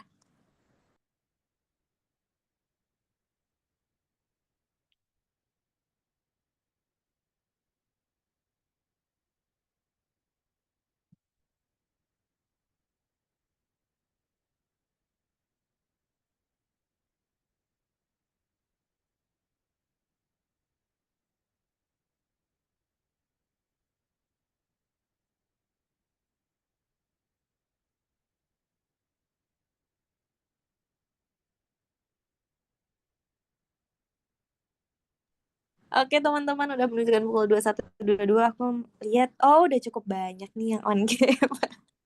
Ayo teman-teman, masih aku tunggu ya beberapa lagi. Malam hari ini aku akan dibantu oleh Kak Gunawan ya. Halo Kak Gunawan. Ya, halo, halo. Halo Kak, bisa bantu aku ya untuk dokumentasi? Bisa, bisa. Oke, malam hari ini ada berapa slide nih Kak? Ada 3 ini slide-nya. Kita Oke, mulai dari berarti kita harus menyiapkan 3 gaya terbaik, benar nggak sih Kak? benar sekali. Karena kita nggak tahu nih teman-teman bakal ada di slide pertama, kedua, atau ketiga. Pokoknya prepare aja nih. Nanti di ketiga kali didokumentasiin, prepare aja nih gaya-gayanya. Ya, mungkin kalau udah ready, aku langsung ambil alih untuk tag dokumentasinya ya. Oke, siap Kak. Oke, untuk yang pertama, siapin gayanya. 1, 2, 3. Oke, yang selanjutnya yang kedua. 1, 2, 3. Oke, yang terakhir. 1, 2, 3. Oke, terima kasih teman-teman. Oke, terima kasih banyak Kak Gunawan. Nah, mungkin teman-teman, tadi kan udah ada juga yang mungkin ya yang screenshot gitu. Nah, sesi kali ini akan dibantu sama Kak Masya ya untuk pengarahan pengisian form feedback. Silakan Kak Masya. Oke, sebelumnya selamat malam semuanya. Ya mungkin aku udah share ya link feedback di grup, kok di grup sih, di kolom komentar. Jadi mohon teman-teman untuk bisa bantu ya mengisi feedbacknya karena feedback kalian itu sangat berharga untuk kami, tim Kotlem gitu ya, dalam hal provide program yang lebih baik dan mudah-mudahan bisa mewadahi kebutuhan teman-teman nih untuk menggali lebih dalam seputar game development gitu.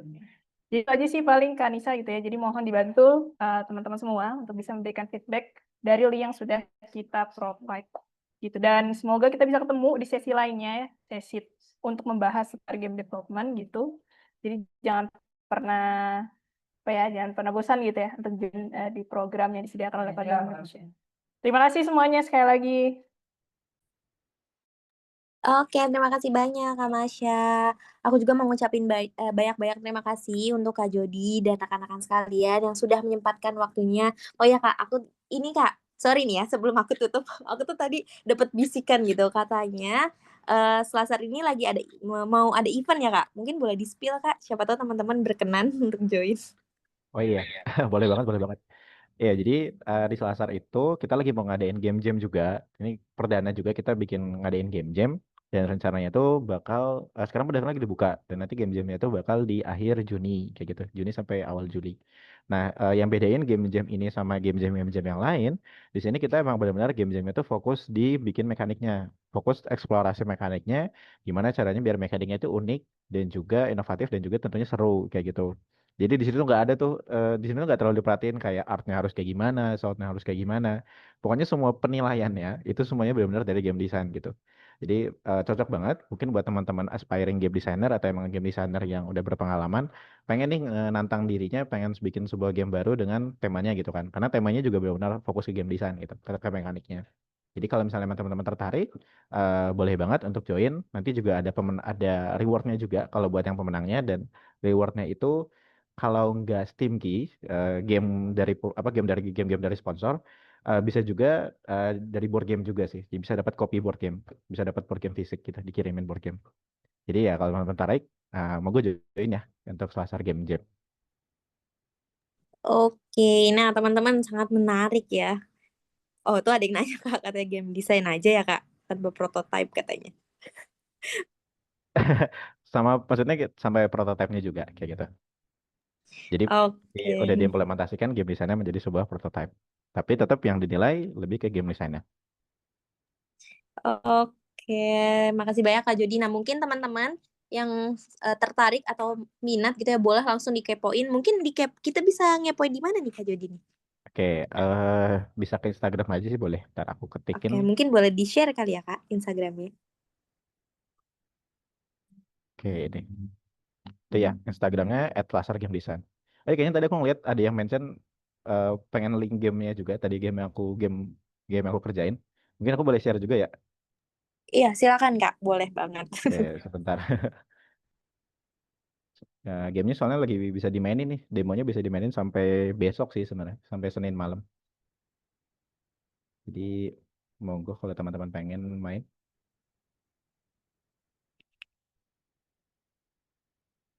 Bentar.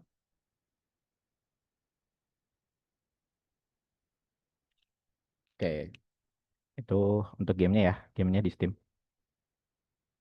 Gratis, karena demo. Oke, thank you banget ya Kak Jody. Nah, teman-teman mungkin boleh disimpan ya tadi untuk account dari Selasar dan link game yang udah Kak Jody share di kolom chat biar nanti mungkin after ini mau dicoba atau mau dikepoin silahkan banget. Oke, sekali lagi aku mau ngucapin terima kasih banyak untuk Kak Jody atas pemaparan materi yang sangat luar biasa dan sesi Q&A yang sangat interaktif. Aku juga mau ngucapin terima kasih banyak buat teman-teman yang sudah join dari awal hingga akhirnya sesi pada malam hari ini. Aku berharap ini bukan pertemuan terakhir kita teman-teman, jadi kita masih bisa bertemu di next webinar atau next acara dimanapun dan kapanpun ya teman-teman. Oke, mungkin sekian yang bisa aku sampaikan. Kurang lebihnya mohon maaf. Wassalamualaikum warahmatullahi wabarakatuh. See you teman-teman semua. Thank you. Terima kasih. Thank you teman-teman. Thank you Kak. Thank you Kotlan sama Ya, thank you semua.